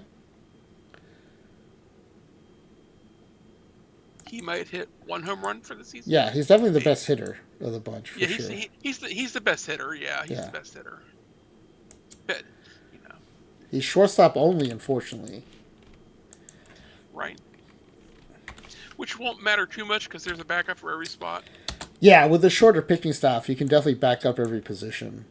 Yeah, I've actually got 3 players for one position. I can't remember which one. I think center field. Maybe I have 3 players. Which is good because center field tends to have the most position flexibility. Flexibility, exactly. Yeah. That's why I did it. I was hoping he'd back up the other corner outfields. All right, now we're going down to the bench level. We have all 3 outfield spots, and then second and third base before we get to scrub level. Mm-hmm. All right, let's do this. Center field, left field, right field. At least I don't have a defenses a lie guy like an 80 defender that can't win a Gold Glove. Average age, bench level.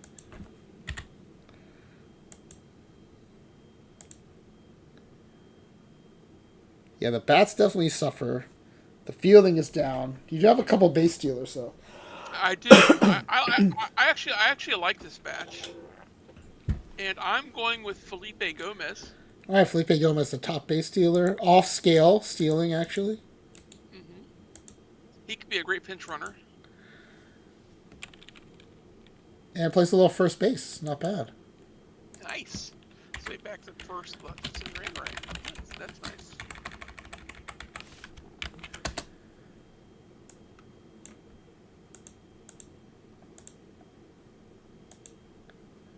I wouldn't be sad if they start him over somebody, but they're not going to.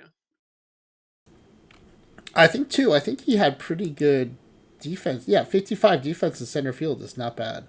Yeah, he had pretty good defense. All right, next up is left field.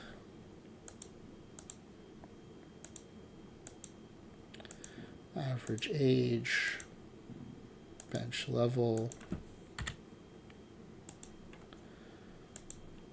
All right. Okay, that's a weird profile. Yeah, well, it's not even a power I guy. I think it was just a power guy who got nerfed. Mm-hmm. Well, you know who I'm going with? John Martin. John Martin. The one base stealer? Yeah. He could steal bases. He's slow as molasses, but he can steal bases. He's a strategic, technique-based base stealer. He must be a crafty base stealer. Yeah, exactly.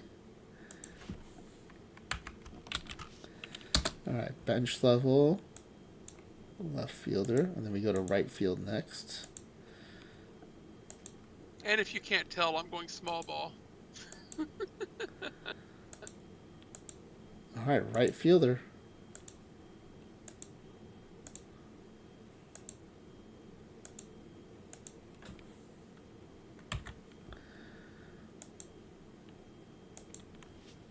gold is to lead the league in stolen bases. Nervecki, I think you meant to ask PTMS champion Clay Dog. What are you doing with those cards? Yes, exactly. And let's stick with the theme. Victor Potter. All right, yeah, 70 steal. Yeah, you're gonna have a lot of stealing ability on this squad. Mm-hmm. We'll see how that translates. And 65 defender's not bad. Yeah, no, very good in right field. And look at that. He can definitely back up his center field without a big drop off. This is a really good pick, I think, for a bench spot. Yes. Yeah, high gold is not going to know what hit them when those cards come into the play. Right. I've been really pleased with that Pop Lloyd card in Perfect Drafts.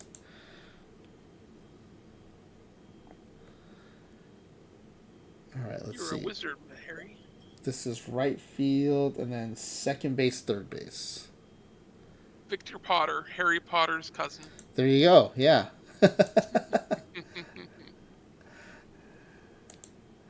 right, second base. Yes. Are we down to the scrub level yet? Or are we still bench? We're still Not bench. Yet. These are the last two bench, second and third base. Yeah, we're still bench. Yeah, that's right. I went outfield, infield. Yeah. All right, there's a couple contact bats here. There's a good defender, and there's a couple decent base stealers. So, okay. Lots of different ways you can go here. Exactly.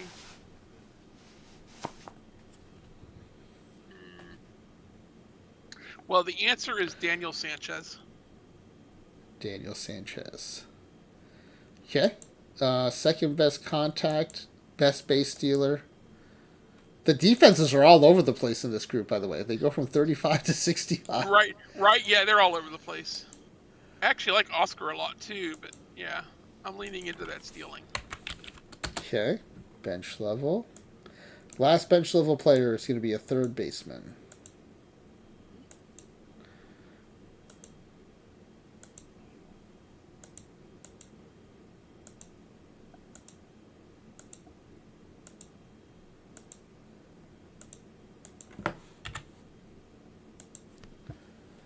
All right. Okay. Well.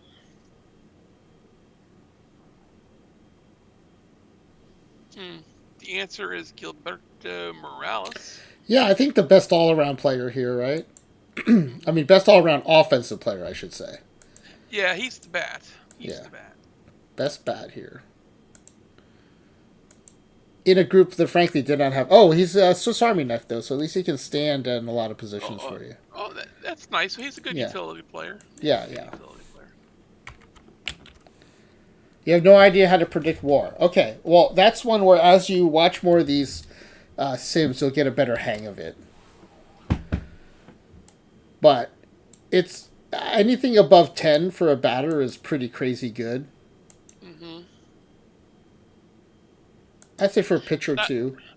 And I will say it's harder to predict war in dead ball than it is. I'd say that. Yeah, I'd say that's accurate.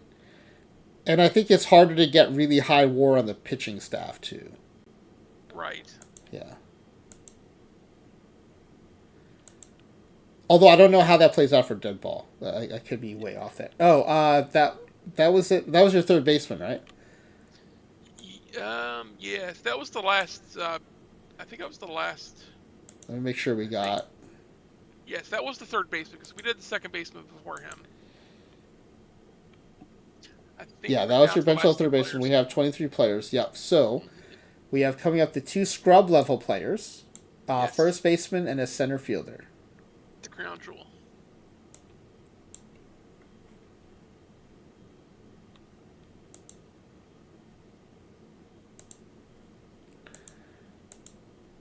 All right, first base, average age, scrub level. A little dark there, nerd. A little dark. True. Fair. Okay, first baseman. Yeah, without the power, these first basemen are pretty rough. Right. Well, they can't steal, they can't hit, they can't field. So I guess it's Ellie Flores. All right. Yeah, I mean, at least he's got some BABIP. He's got a little bit And of then eye. and the cake could be a lie. We can check his outfield range. All right, yeah, let's see. Let's see. Nope, no outfield. Yeah, no outfield, of course. Yeah, no, of course not. Scrub level. I'm glad people finally started believing me, though, when I said, look, it's not going to be there. And they're like, no, Right? I think he's going to have some outfield. Yeah, yeah, yeah. All right, one last scrub level player, and then your roster is going to be done. Then we'll do lineups, pitching staffs, and strategy. Yes. Center field, average age, scrub level, 5 of these. All okay, right. I know who I'm taking. Don't have to look. Yeah, wow. Jesus Reyes. Yes, it's Jesus Reyes. He's the man. 80 steal at scrub level. Mm-hmm. And he's got 55 contact and 50 eye. It's not like he can't get on base. Exactly. And 50 defense. So, I mean... Yeah. For a scrub level, this is a pretty good guy. Yeah, he feels like a steal at the scrub level. Yeah. Although, I know your theory about contact. I do worry that his BABIP is super low. True. But he's also a backup, so... Yeah. He may legitimately only be a pinch runner. Willie Mays Hayes. Yes, Willie Mays Hayes. Okay, do you want to go strategy, pitching staff, or batters? Let's do the lineup first, because that's going to determine what I do with the strategy. All right, let's see what the positional coverage looks like. Depends on how many Steelers they put in the lineup. I mean, it's a good thing you had lots of players, because your positional coverage is not very deep. You've got 3 first basemen, 3 second basemen. Center field is pretty good, actually. You have 4 guys who can actually play center field, which is nice. All right, so let's go. Yeah, let's go to the batting view. Let's sort by rating, and then let's ask for the lineups. Okay, you got Quintana and Lundy hitting 3rd and 4th for lefty and righty. Wooten is benched. Oh, because you had a legend level shortstop already, so Wooten's on the bench. Yeah. Yes. Bryant is on the bench in favor of Paez, which makes sense. Yeah. It pains me that 4 of my base dealers are on the bench, but oh well. Oh yeah. Well, when you get to those lower levels, right? There's only so many kind of points to go around, and if a lot of them go towards stealing, there's maybe not a lot left to get them into the lineup. But you do have 2 70s in the starting lineup at least. But yeah, your fastest guys are not in the lineup. I got 2 70s. Your leadoff guy is Dave Held. Dave Held is a 60 steal guy. Yeah, right. Yeah.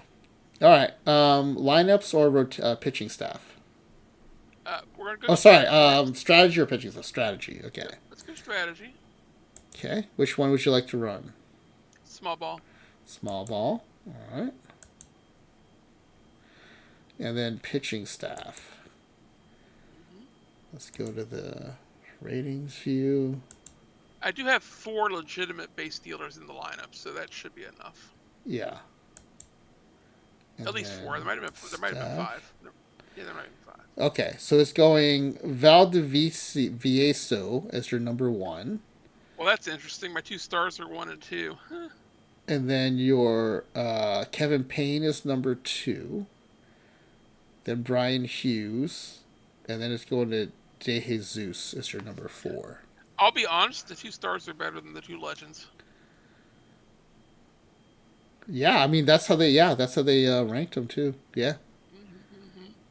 I mean, look at 80 and 75 control for the stars, 70 and 70 for the legends. Yeah. It was just a good generation at star level. Yeah.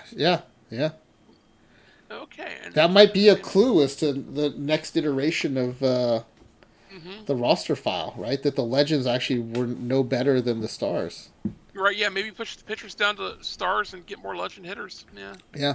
And look, it seems to know what it's doing so far. I mean, it put your good level pitcher at stopper. The rest are middle relief. Looks pretty good to me. Yeah. Yep. I think they did a good job. We're going to go with strict order. Yeah. Okay. Strict order. Yeah. All right. because all these pitchers are about the same at starting. Yeah, pretty much. I think so. I don't, and frankly, who knows? You know, the number 4 guy might end up being better because we don't know like what's under the surface of these ratings. So Right, yeah. exactly. All Yep. right. Well, thanks for being in the voice chat. Thanks for the tier 3 subscription. Gets you 2 Yep. games per month. But I think this one was actually a channel point redemption because it's your This third, right? yeah, So this was the channel point yeah, redemption. Yeah. yeah. But appreciate the ongoing support of the stream and always being willing to come onto the voice chat. It's really nice. So I will see you in the regular chat on the other side of the ad break. See you on the regular side. All right. Always fun having FlyingWV play. Always fun having our contestants on the voice channel. I think people enjoy hearing, our players go through the thought process of why they're picking who. And it's fun for me too. And it gets us a chance to kind of hear all the people we have in our community. So it's been nice. Yeah, you want to see lineups? We can do the lineups. We'll put the lineups up. You think tier 3 is times 2 rate? I don't know what that means.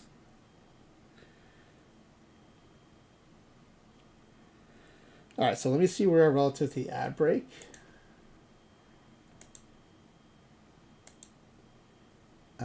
Good timing. Ad break's coming in 4 minutes. So we'll go ahead and push 3 minutes of ads. This will give you all time to fill out your forms. I'm going to go refill my water and stuff. And when we get back, we'll close the form, look at the guesses, and we'll see what the AI prediction is too. All right, so good luck, everybody.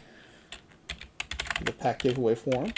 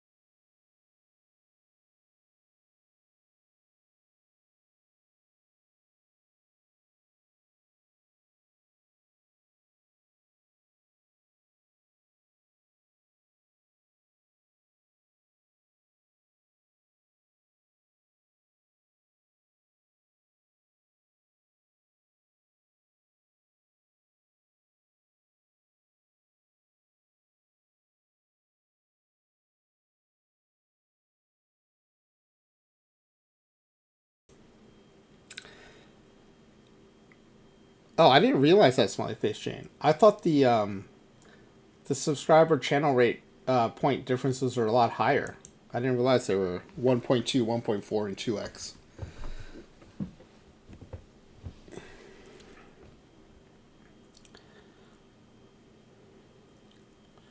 All right, we're back from the ad break. I wonder if that changed, though, because I think when... I thought Dr. Dynastic used to say that you got your channel points... you got 1 point for every 5 minutes, but if you're a sub, you get 1 point every minute, or... I can't remember the exact numbers, but in my mind it was a much higher ratio, but... I wonder if Twitch has played with those ratios over time too.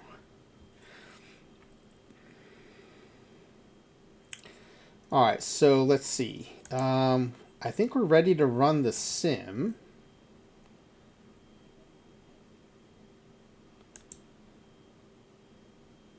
Oh, dock rocks are through stream elements, so those can be set manually by the streamer. Okay, that would make sense then. That would make sense. All right, let's take a look at the form. Nerdovac is asking for an extra minute, which is no problem. I'm also going to set up the spreadsheet. That'll give everyone a little extra time. I think we're also waiting for... I think Lisa Loves Biology was going to enter. Oh, yep, there's Lisa. Asking us for some time.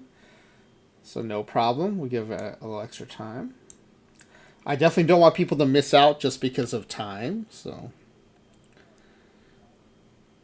You did a form just to get a name in? I know, your names have been awesome lately.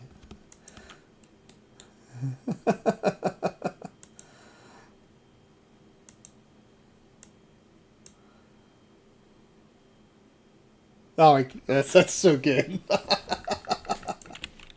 That's so good.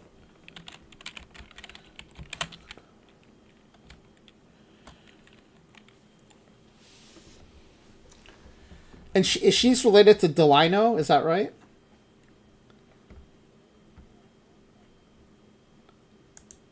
Yeah, okay, awesome.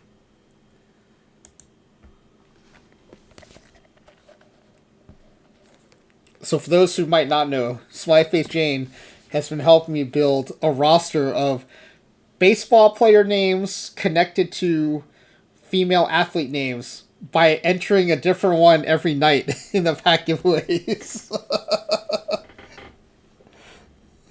It's been really fun.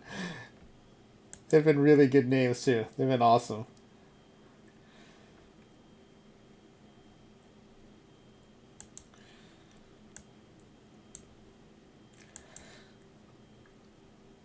Also, I can't tell you how many people, both in chats, on Discord, in real life, have asked me about this curling controversy.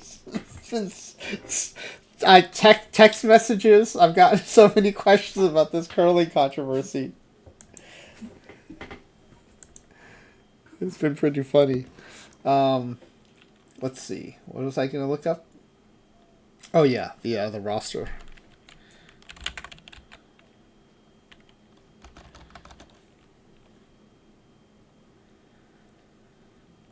It's been making you realize how much you miss watching the WNBA. When we lived in Seattle, we went to a lot of WNBA games, partly because the Sonics had moved away.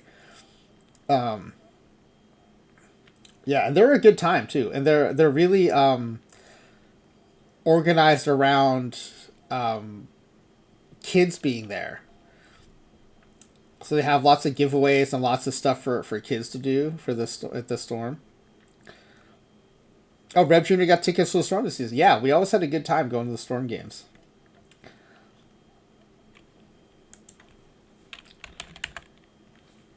Okay, I'm getting ready to add this to the list of our female athlete names.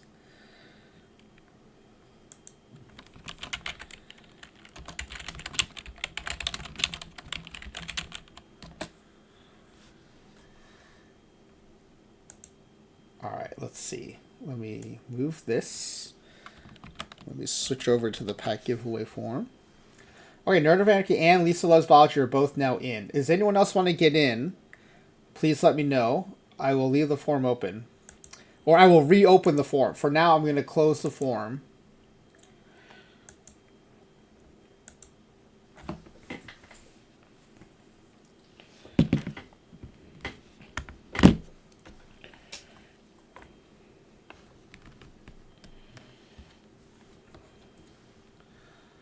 All right, let's see.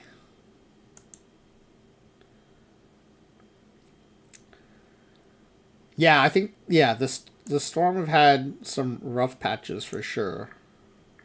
But they've also had stretches when they were really good, too. So,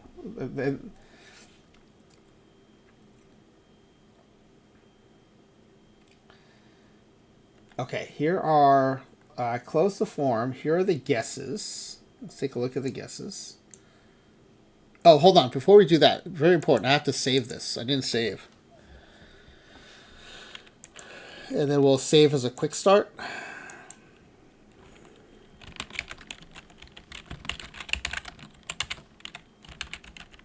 So this, where it says DB26, that'll become DB27 when we move to OOTP 27.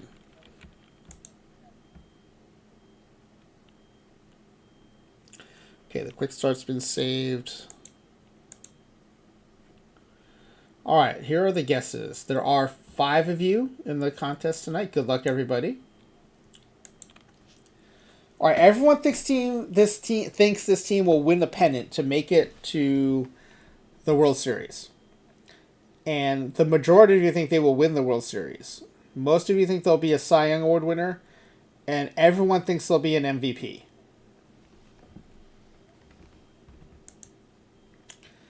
All right.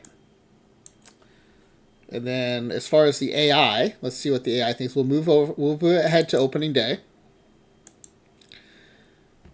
Calculating these stats, this is the modifiers taking effect. And then generating MLB season predictions. MLB, reports and info, preseason predictions. 104 and 50. The record right now is 105. So this is looking pretty good for you, FlyingWV.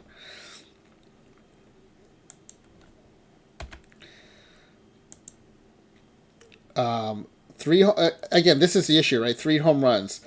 Now, there are other teams with 3 home runs, but there's also variety here, and we're never going to see that variety on the Creator roster team. At least not with the current modifier system. The ERA, outstanding, sub-2 ERA.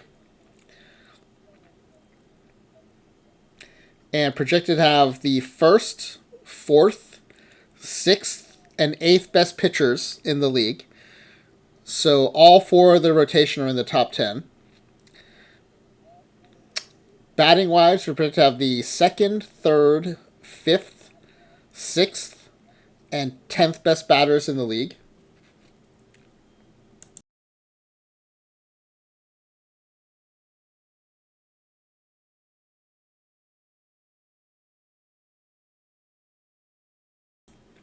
So yeah, it looks really promising, and the AI liked your choices. All right, let's go ahead to opening day. There's a game at Chicago on the south side against the White Sox. So as usual, we're going to watch the first game. We'll quick play it and then watch the highlights.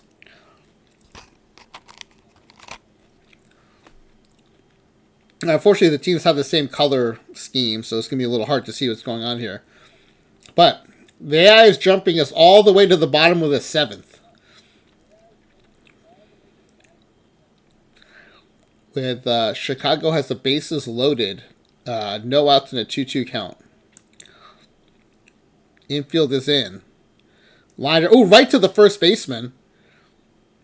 I thought it was a line drive. Was it not? It says it's an infield hit.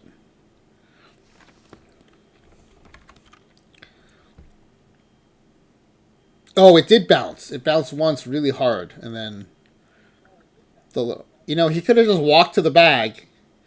He could have just tagged out the base runner. I don't know what was going on there. All right, this is not good for the Creator roster team because it's gone to the top of the 9th with 2 outs. which is usually the sign of surrender. Fly ball to center field, and that is going to end the game. Not a great start. A 4-hitter thrown against the Creator roster team here. Well, let's see how the rest of the month goes. Alright, going a little better. Well, no. What's going on? Why are you barely over 500? 8-7. 2 games behind first place. This does not track with what we were expecting. Not what we thought from the player creation. Not what we thought from the AI season predictions. Man, I don't understand this at all. Alright, let's go to the next month.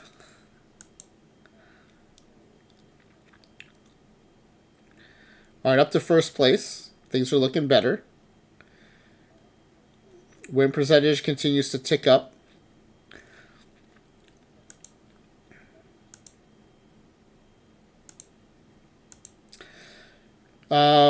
April win percentage 533. May win percentage 667.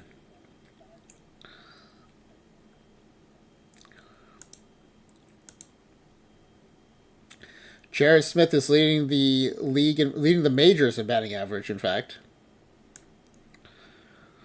Brian Hughes third in ERA. Arriago tied for the league lead in saves with 1.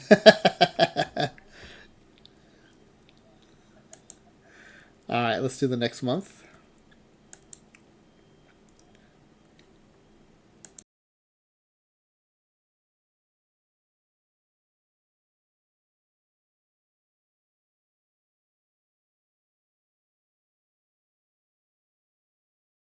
Alright, we have Batter of the Month in Lundy. This is, we'll go check that in a second.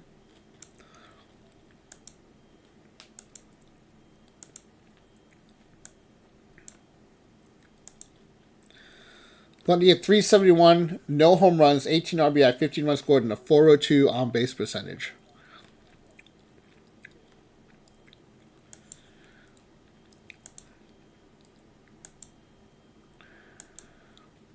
I mean, we're atop the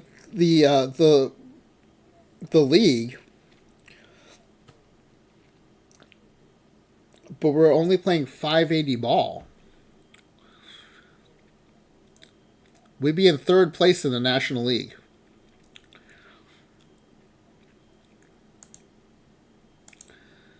This is definitely not what I was expecting, given that player creation. And so yeah, back down to 519 for the month of June.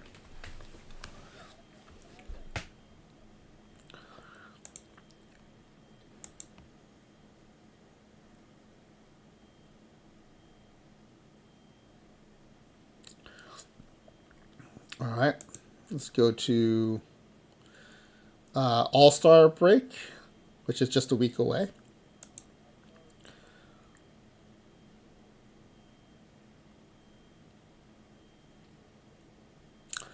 Slightly unlucky on the Pythagorean. We'll check that out at the next month end. Thanks for pointing that out, Smiley Face Jane. Okay, so we need one more day to get to the All-Star break, and we can take a look at the All-Star voting. Let me get the leaderboard out so I can start updating that too.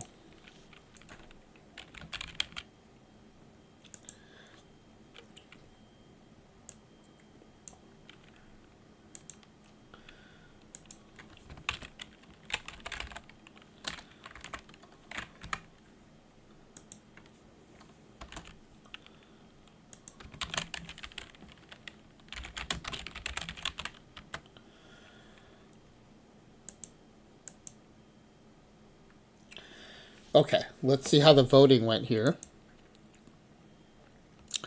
Israel Paez, third in voting at catcher. Riley Taylor, third in voting at second base. Jared Smith leading at third base. Quintana leading at shortstop. Lundy, third in the voting at center field. Held, third in the voting in right field. Ariago, the third most votes in relief pitcher. You know, we've seen this pattern in other dead ball seasons too, where it's like a relatively big number for number one, and then a huge drop off to the other other votes.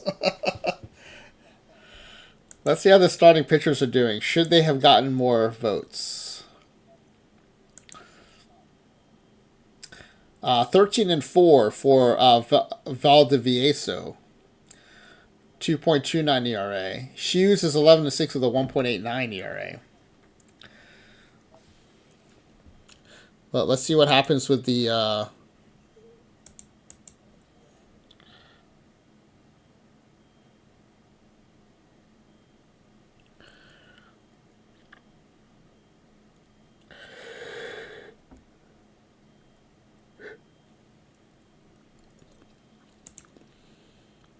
Okay, Hughes was selected. Paez was selected.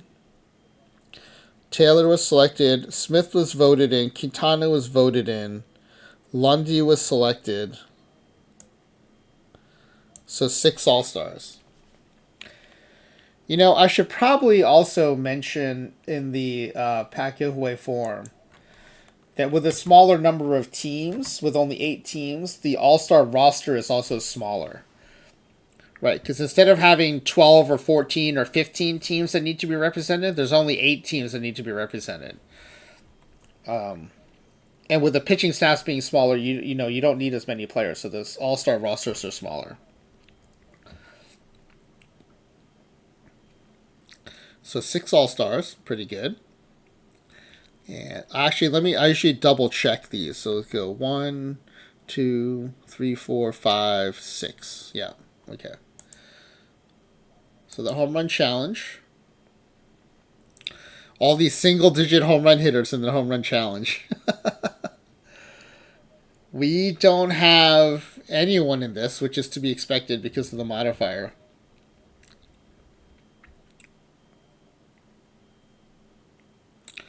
Spy-Face Jane says, can't tell if the stars starting over the legends in the pitching staff. Means we got high rolls on the stars or low rolls on the legends. Based on the record so far, you lean towards the latter. So we just got low rolls on the legends? Yeah, it could be. Could be. The legends are not pitching very legendarily.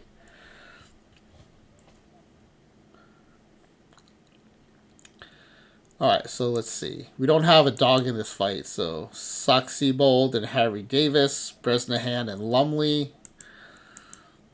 Davis and Lumley in the final. And Harry Davis takes it. 16-14. That's more home runs than they're going to hit in like 10 seasons. Alright, let's go ahead and check out the All-Star game.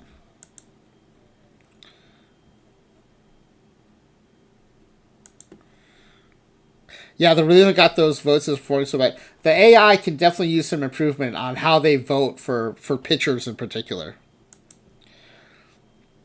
NL wins 11-3, so our league got smoked. Lundy went 0 for 2. Quintana went 1 for 4. Paez was 0 for 1. Taylor was 0 for 2. And we didn't have any pitchers pitch. This also happens in the All-Star games, which is kind of funny. Because the pitching staff is smaller, everyone pitches 1 inning, and the last person to go ends up having to throw 3 innings. It's just every time. That's how the game does it.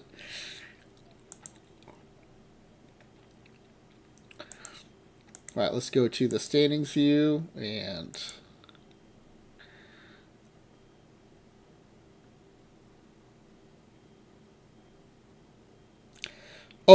No, I've got lots of screenshots of terrible AI voting for the All-Star pitchers. It seems to do a pretty good job with the position players. I just don't understand why it's so bad at voting for the pitchers.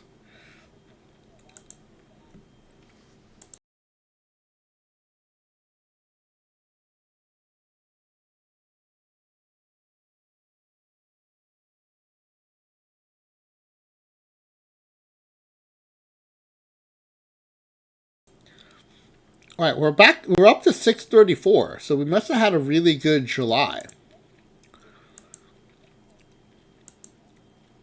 Yeah, July was 792. This is kind of what I was expecting all season.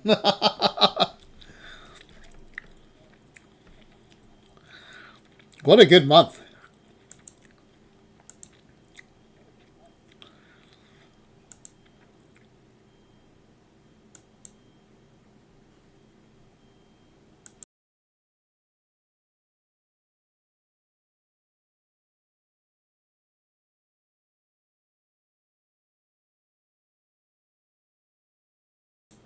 All right, we won our first Pitcher of the Month award, Payne. We'll go take a look at that.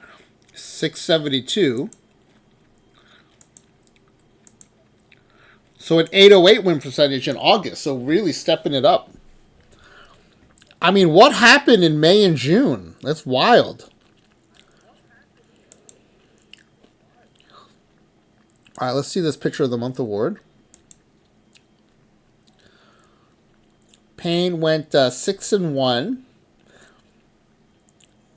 183 opposition batting average, 28 strikeouts in 63 and 2/3 innings, a .99 ERA. Wow, great month. All right, let's do the month of September. Now the season ends in October, so we'll still do September, and then we'll have 9 days left.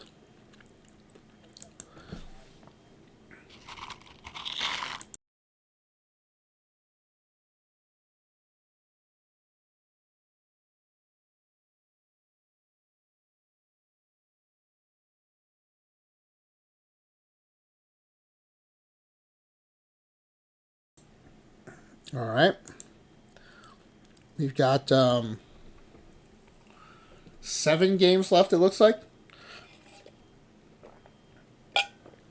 Then you're 3 games off the record, so it's looking pretty promising here.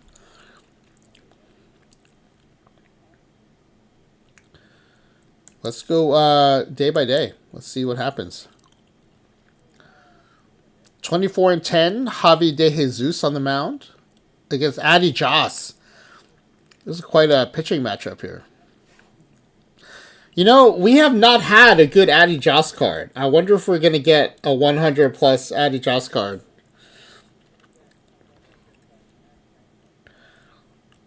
Have we had an Addy Joss all cycle? I don't think we have. Oh, is there a 103 Joss? Okay, I must have missed that.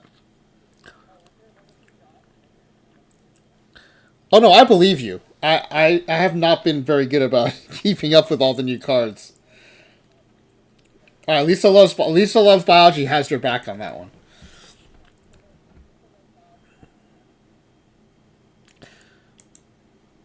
It is a win. We're up to 103. A close one, 4-3. Definitely a pitcher's duel. Well, although in dead ball, it would not be a pitcher's duel, right? 1-0 would be a dead ball pitcher's duel. All right, let's finish today. We have a day off this game, so we'll go to the next day. We're at Cleveland. Heine Berger against Israel Valdivieso, who's 26-8 with a sub-2 ERA. Ooh, a tough loss, 6-5. We're still 2 games below the record as we face the Washington Senators, who are 66-82. It's an 8-1 win, including 5 in the top of the 9th. We're 104-46. The next win will tie the current leaderboard record. There we go. We're tied now. A 6-hit shutout. Brian Hughes went the distance. 6 hits, 2 walks, and 4 strikeouts.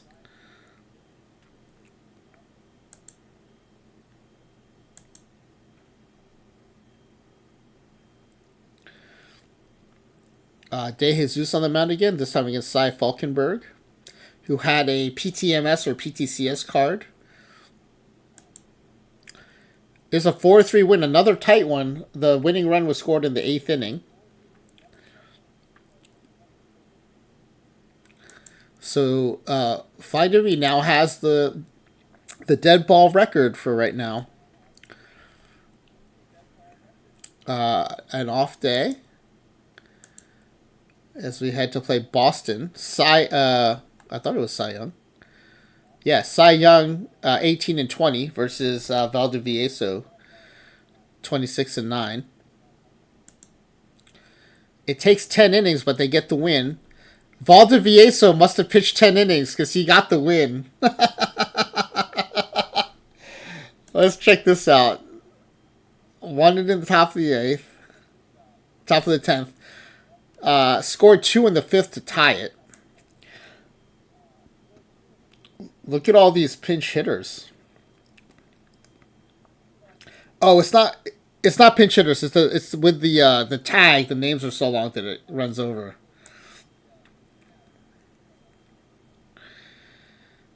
Valdivieso went 9 in the 3rd. Arriago came in for the last 2/3. I didn't realize he got a save. 6 saves, got to be leading the league, right?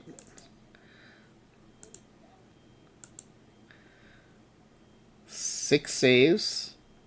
Yeah, by far. He's triple the other relief pitchers in the league. Yeah, find him. You're on the leaderboard now.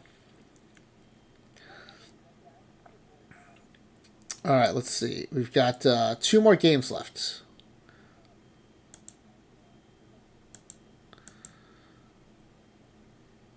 Oh, that was one of the 2. So we have 1 more game left. It is Kevin Payne, 25-12 against Ralph Glaze, 18-17. It is a win, 4-2. So you'll end the season with a 108-46 record.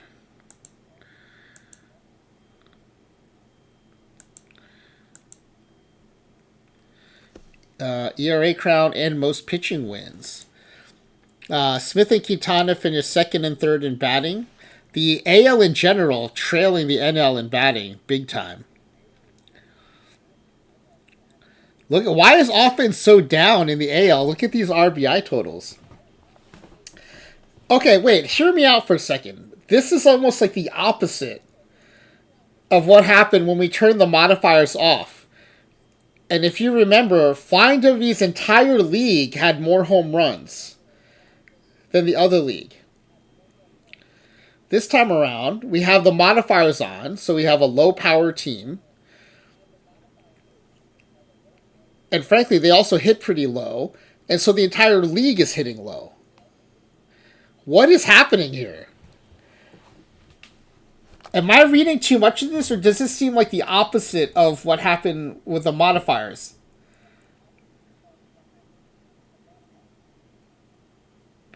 The AL had much higher average. They hit way more home runs. They had way more RBI. It's the reverse of what happened last time.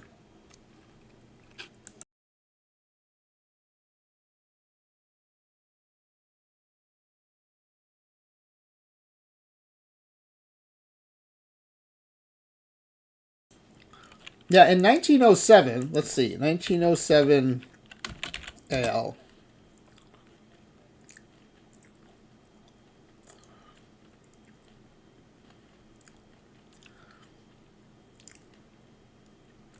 Let me look at league leaders in batting.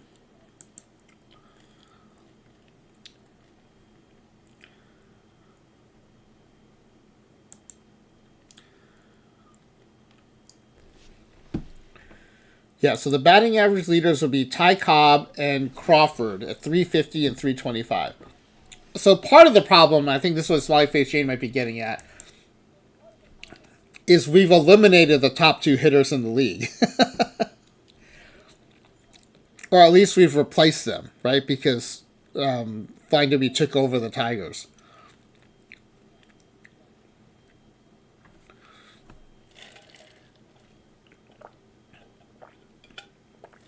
So that is part of the issue. I think that's right.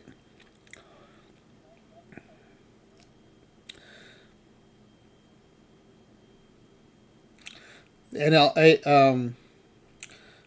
has higher ERA leaders too. Let's see.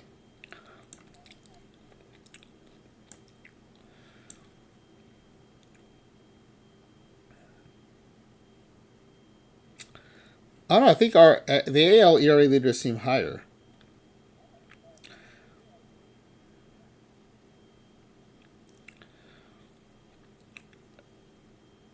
Yeah, so maybe it's just coincidence. I just don't know what happened with that last sim where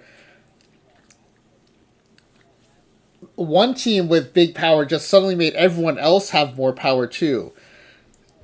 But it didn't affect the other leagues, so it didn't feel like a modifier issue because a modifier should affect the entire majors. So that was weird. It almost seemed like the reverse was happening here, but I think Smiley Face Jane is probably right with Cobb and Crawford being replaced. That would nerf the entire league's offense. The best pitchers in the NL are performing better than the best in the AL, even though the hitters are too. Yeah, I mean, sure, McGee's got a 12.1 batter war. Our highest batter war is at 9.8. I don't know. Anyway, we'll keep going. This is opening up a bunch of interesting questions for me. But 108 wins. Congratulations, FlyingWV, for taking over first place for now.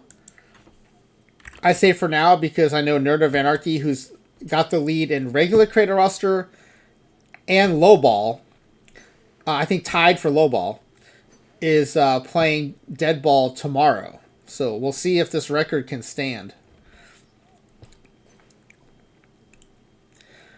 Secret really said the readjustment of the stats is interesting with the new players likely to. Yeah, I think in the other sim, it was almost like someone mentioned a virus. It really was like it had infected the league with power. I don't know what happened here, but I do think we cut off two of the biggest bats in the league, so that's definitely part of it. But yeah, 23 games ahead. That's pretty impressive. Let's look at the month-by-month win percentages, too. Yeah, 786 in September, and then short sample, but 857 in October. Swine Fishing, thank you for the scritches for crouton. Let me go ahead and deliver those. Hey, these are Smiley Face Jane scritches, buddy. Buddy boy. Yeah. Alright.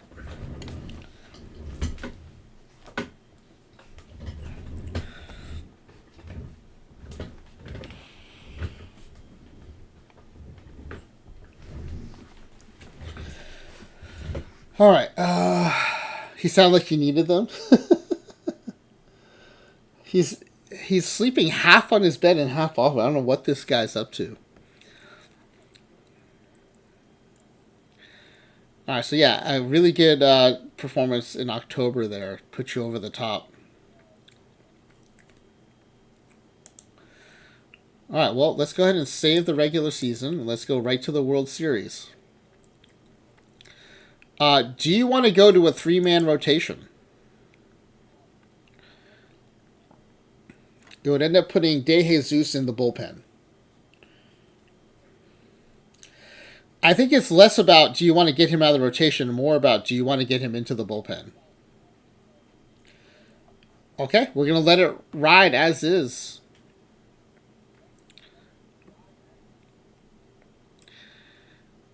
Yeah, because even if he goes to the pen, he probably won't get used very much at all. Believe in Jesus. Alright, so we're going to go in it with the 4-man rotation. Mordecai Brown against Brian Hughes.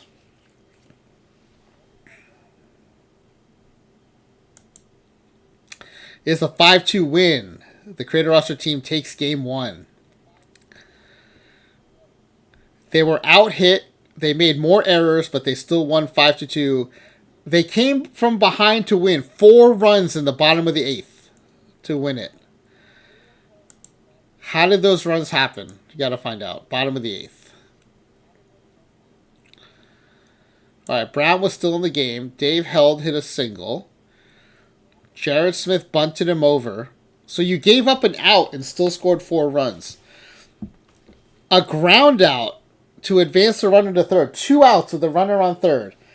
A triple by Chris Lundy scores a run. Then Paez with a single scores Lundy. So 2 runs are in. Paez steals second, so there's your speed coming into play, FlyingWV. Steals second, and then Harrison walks. So it's first and second. 2 runs are already in. And then Gomez hits a double, and Harrison scores from second.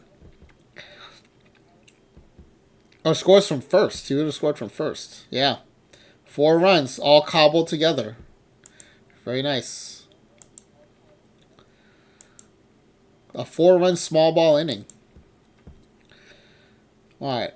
Orville overall against Javi De Jesus. It is a 3-2 win as Jesus comes up big in the clutch. 9 innings, 7 hits, 2 walks, 2 earned, and 1 strikeout. Out duels overall. Travel day. 2-0 headed into the travel day as we head to Chicago.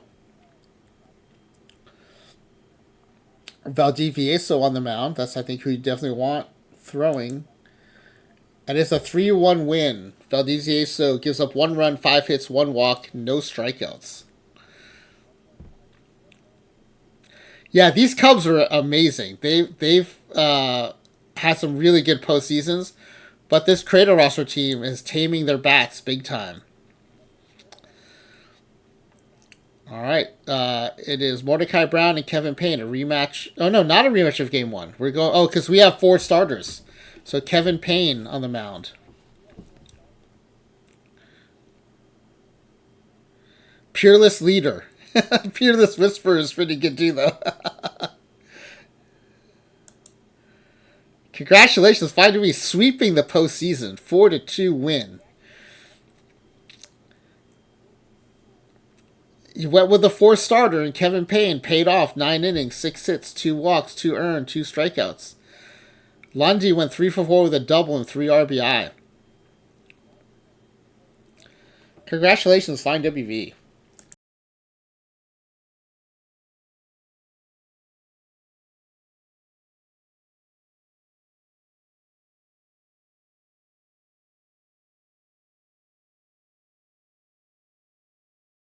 You've also equaled Delhi Sports by going undefeated in the postseason, in the World Series, basically. So you'll always have that green on your leaderboard. Can't be outdone.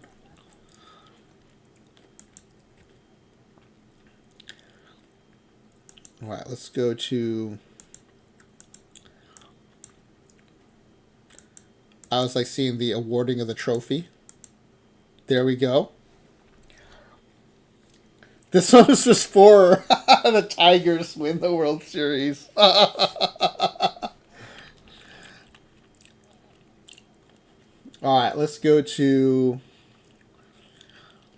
let's save this. I want to make sure we save this. All right, and Nervaking wants us to check earned versus unearned runs.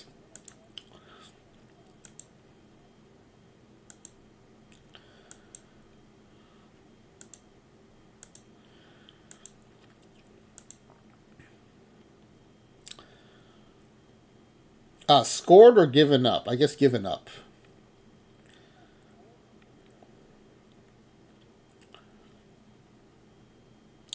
Where do you see unearned runs? I don't see unearned runs.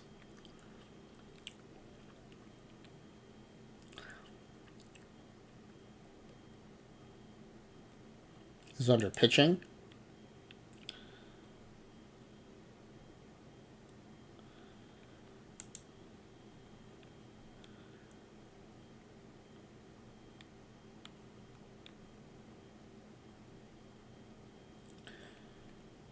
Rotation, do you mean here?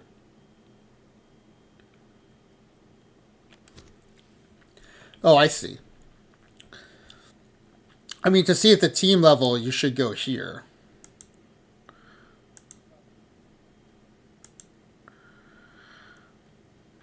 So Detroit had 446 runs allowed, 335 for earned runs.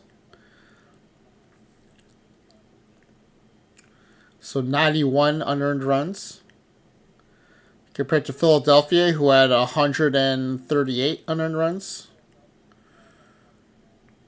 Sorry, Philadelphia. And Cleveland had 105 unearned runs. Yeah, so it looks like FlyingWV gave up the fewest unearned runs.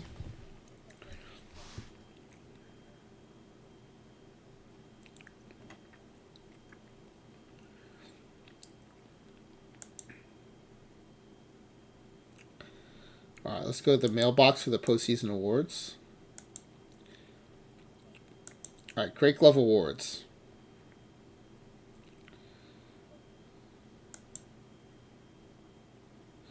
Oh, game score 1302. Second highest game score, it looks like. Oh, actually, I don't have Nerd of Anarchy's first run game score here, so we'll have to go check that later. Actually, while we're looking at that data, let's go to... Let me get the runs scored and the runs against. Runs scored was 687. And runs against is 446.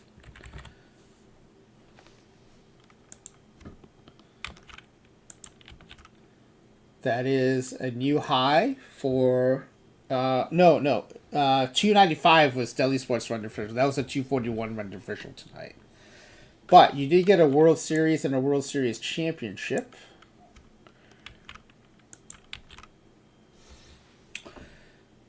And let's see.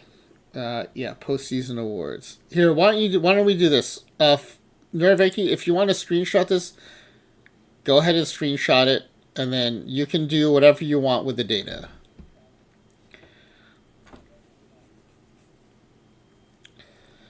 And if you want to see their tendencies, it's probably on here.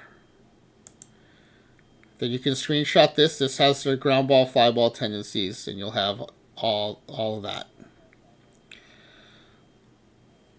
All right, let's go to postseason awards from the mailbox. Mark everything red, and then let's go to Great Glove Awards.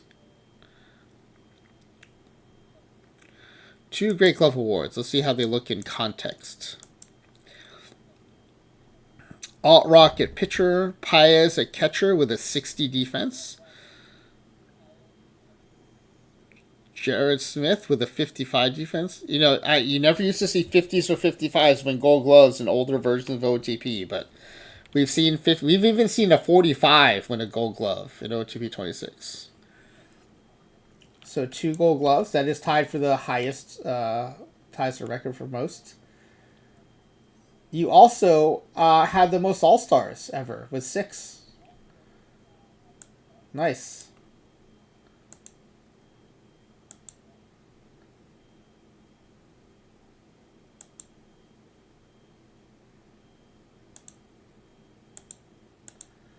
Start updating the leaderboard as we go.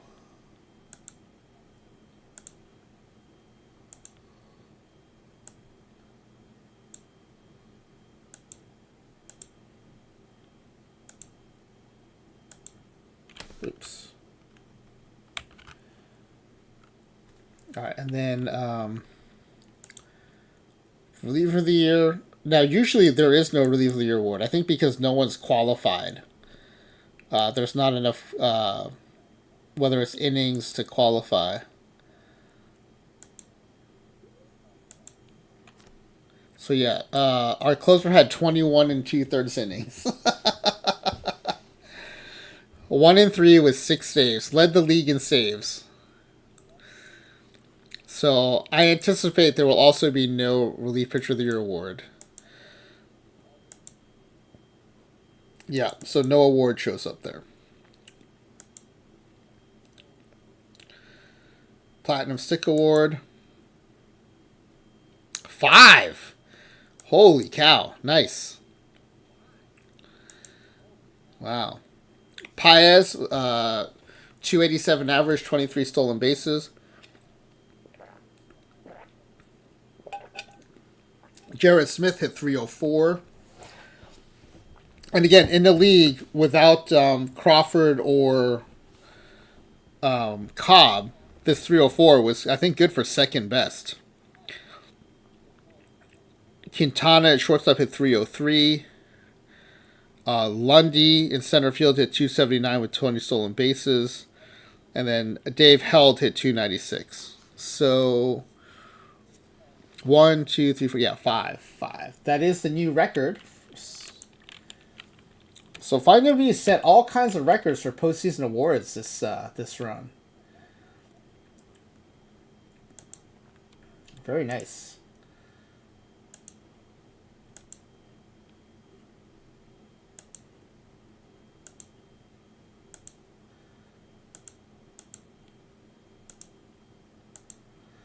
All right, up next. Rookie of the Year, we don't have anyone eligible. It was Walter Johnson. Walter Johnson's a rookie. That's wild. He went 17-21 with a 2.88 ERA. All right, Cy Young Awards. Who are our top candidates? Valdivieso went 27-9 with a 2.08 ERA. Our best ERA pitcher was Hughes, who went 25-10 with a 1.86. Our best WAR pitcher, though, was also Valdivieso, so I think he'll be my favorite.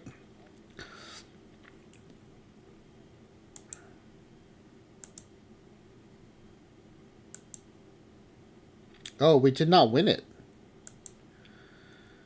Addy Joss gets 8 first place votes. Brian Hughes gets 6. Valdivieso gets the other 2. Addy Joss went 25-17 with a 1.91 ERA.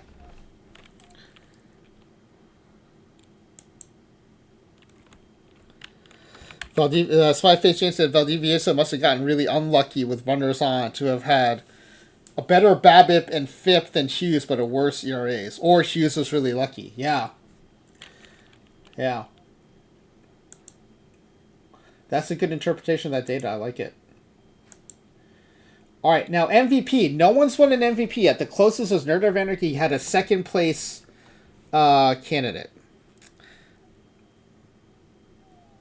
So we'll see what, like, I don't know. The entire league batting average was kind of low. George Stone led with a 308. Jared Smith was second with 304, and Quintana was third with 303. Quintana was also tied for second in RBI. So does that mean Quintana's our second best candidate? I don't know.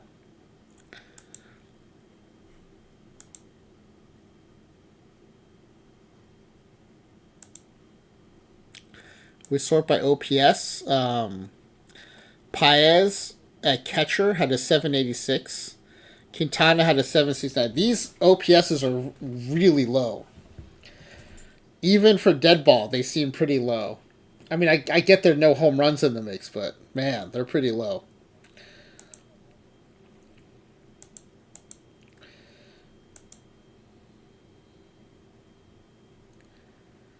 Wait, 2 steals and 20 caught stealing. What? Oh my goodness. Luis Harrison, 2 steals, 20 caught stealing. Wow. That's brutal. Alright, MVP. Quintana takes it. Nice. Quintana and Paez, first and second in MVP voting. Nap Lajoie got the other first place vote, but 13 of them went to Quintana. 303 average, no home runs, 89 RBI. 24 doubles, 7 triples. How many stolen bases for Quintana? 11 steals, 22 caught stealing.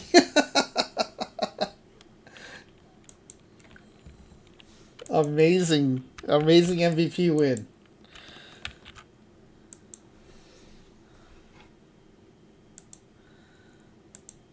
All right. Oops. Sorry, I'm updating the leaderboard as we go.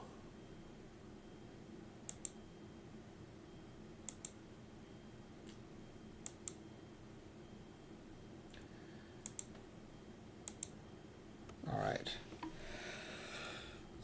Okay, next up I think is the pack giveaway. I think we know everything we need for that.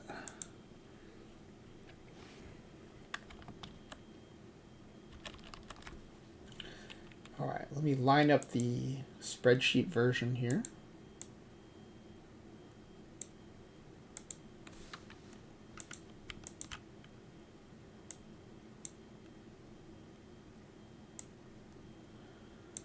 Yeah, so if you look at the multipliers, stolen bases were way up at that, but caught stealing was way up back then too.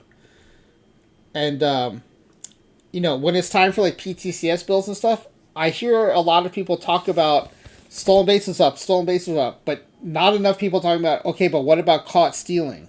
And you have to factor in both when you look at those era differences. All right, so there are 5 of you in the running tonight. Good luck, everybody, including Scott Diamond DeShields. Amazing name for our MLB/female athletes theme team. All right, everyone's the same on the first question. Everyone thought they would go to the World Series and win the pennant. Will they win the World Series? Only 3 people said yes, so we lose the Grizzly and Nerd of Anarchy. They did not win the Cy Young Award, but everyone who is still alive did guess the same. Yes.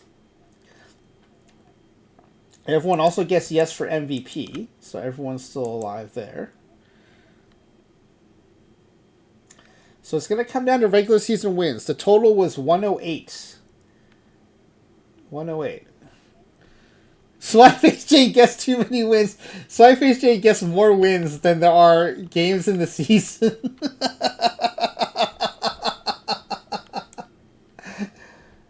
All right, 108. Of the 3 remaining contestants, you tied.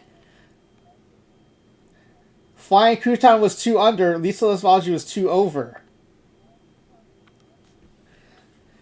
Okay, so what that means then is everyone is running for first and second place in the second half. But Flying Crouton and Lisa Lesvalgi get the 3-point bonus because they were the last 2 standing. So they get the 3-point bonus.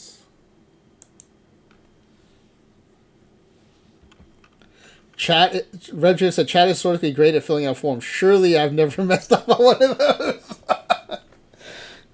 So there are a lot of new people in the stream. Rev Jr. famously guessed for the pack ripping game, guessed perfect, and then overall score 96. Oh no, 94. 94. Yeah, 94. Thank you. Famously guessed live perfect 94.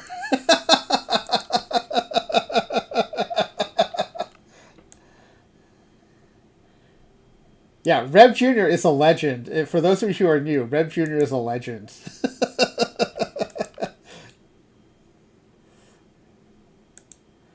All right, so everyone's getting scored, but we do have 3 bonus points for Flying Crouton, Lisa Les Biology. All right, everyone got this one right. They did win their league, so they finished no games behind.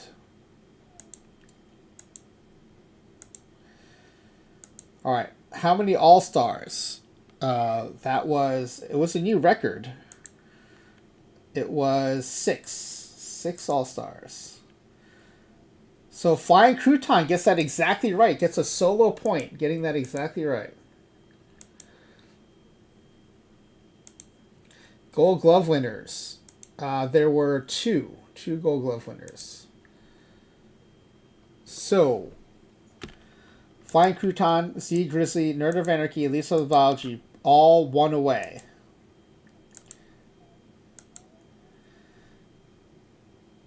Platinum Stick Awards. I think that was 5. Yeah, 5.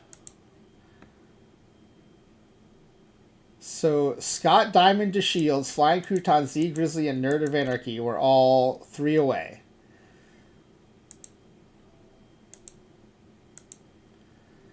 All right, I think we're down into the mouse hover questions now. Yeah, mouse hover questions. Looks like my notepad file crashed. Let me reopen that.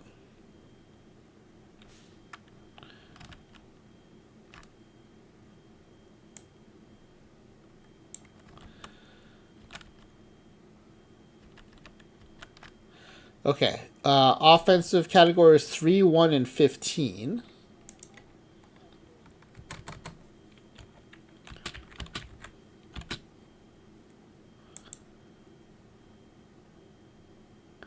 And defensive 2, 12, 2. Okay. Let's go back to scoring this. All right, the first one was third place. So Nerd and Lisa Loves Biology get points there. Batting average first, so everyone gets points there.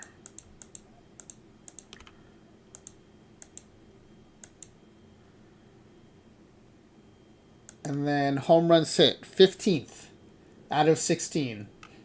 Flying Crouton and Nerd get points there.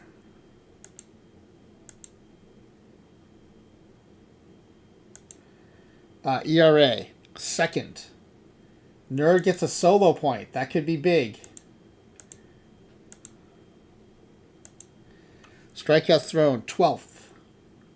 Nerd gets another solo point.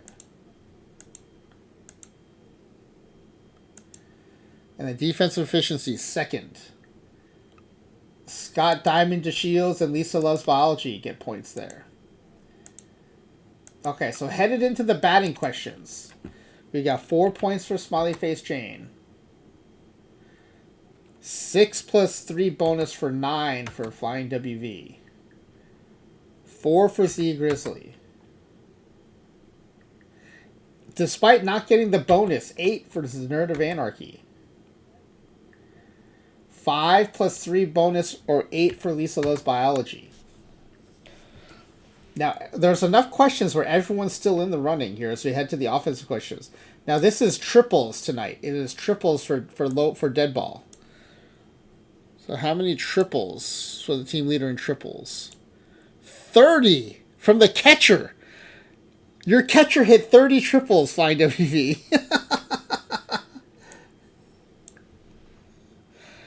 He also had 70 steals, so he's a speedy catcher. 30 triples. So Flying Crouton and Z Grizzly get points there. They guessed 28. All right. Highest batting average with at least 300 plate appearances. Jared Smith with a 304. 346, 346, 340. So Lisa Loves Biology sneaks in there. Gets the closest answer. Look at Flying Crouton and Z Grizzly sharing brain cells. 28 triples, 346 average. Exactly the same guesses. Are you two copying off of each other's papers? What is happening here? Exact same triple totals and exact same batting averages.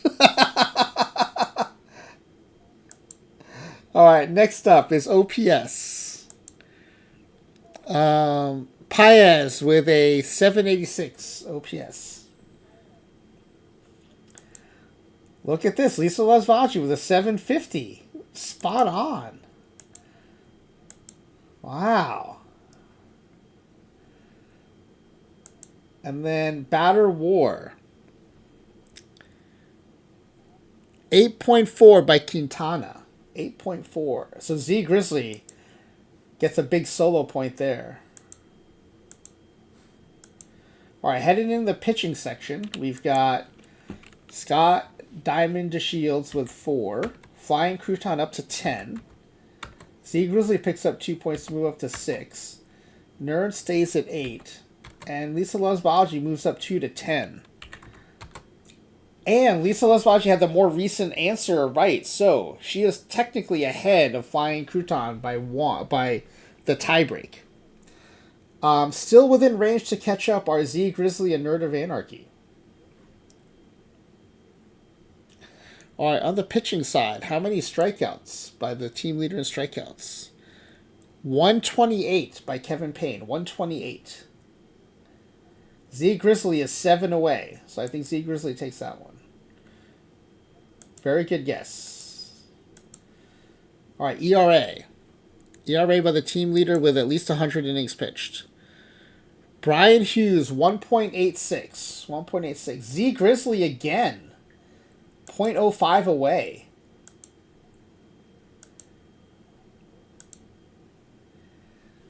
And then whip. Valdivieso, 0.89. 0.89.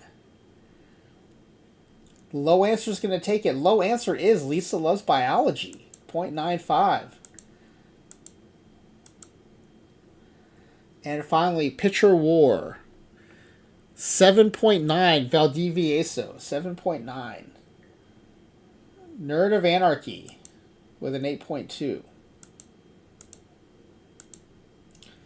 So the final tally, 4 for Smiley Face Jane, 10 for Flying Crouton, or Flying WV, 9 for Z Grizzly, moving up. Nerd of Anarchy with 9, and Lisa Loves Biology with 11. Really good guess by the entire field. Lisa Loves Biology takes first place. I think, is that Lisa Loves Biology's first win? First place win. And then Flying Crouton comes in second. 8 for Z Grizzly. Had 6 and then got strikeouts and then... Oh, you're right. It is 8. You're right. It is 8. It is 8.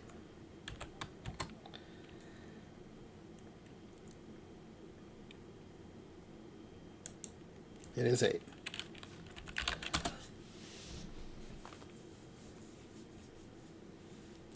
Nervy didn't get second. Okay, Flying W wants to give his second place packs to Nerd of Anarchy.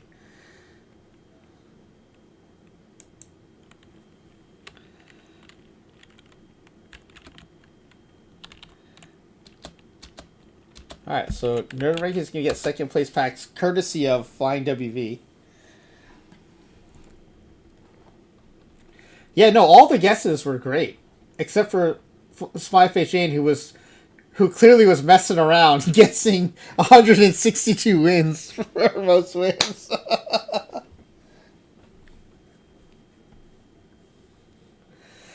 Alright, so Fine W is going to give his second place packs to Nerd of Anarchy, who finished third. And, they're going to his new packs only team, so I'm sure those are very appreciated. And Lisa Loves Biology, I think first win, is that right? Lisa Loves Biology, first win? Oh, said yep, yay. Awesome, congratulations. So look, I think we're close enough now where I think I can send now all the remaining pack giveaways to Nicolino tomorrow. Or on Monday, sorry. No, on Tuesday, because Monday's a holiday. So hopefully you will all get your packs for the right up until Monday on Tuesday.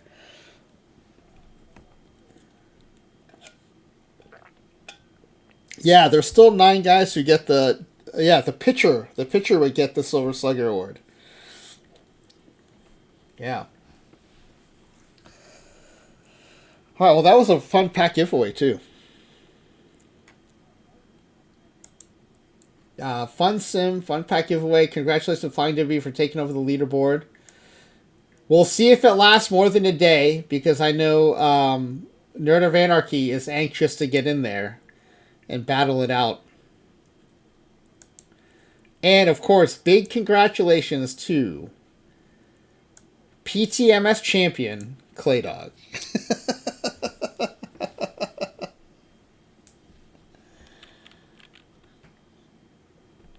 Alright, let's see. Let's figure out where we're going to raid into. Midnight Sumo is back on, but it is replays. Jiggly Dad is streaming. Oh, you know what? I really liked Nocturnal Hannah's stream. It's really fun. Let me make sure no one else is streaming OOTP first. No affiliate streamers. Yeah, no affiliate streamers. Let's see. Nocturnal Hannah is playing Xenogears. And I've been. It's either her or Sand Art Lady. Oh, she's not doing her usual backlit sand too. So let's go. Let's go Nocturnal Hannah. I've been really enjoying her streams. She's a variety gamer. Just lots of fun. Cool vibe to the stream and everything. So we'll raid Nocturnal Hannah tonight.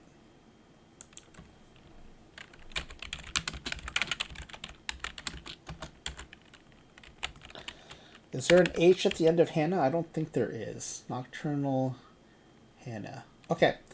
Tomorrow night it'll be Nerd of Anarchy playing Deadball Creator Roster as well. So come join us around 10 p.m. Pacific time. And in the meantime, have a great weekend and hope to see you tomorrow.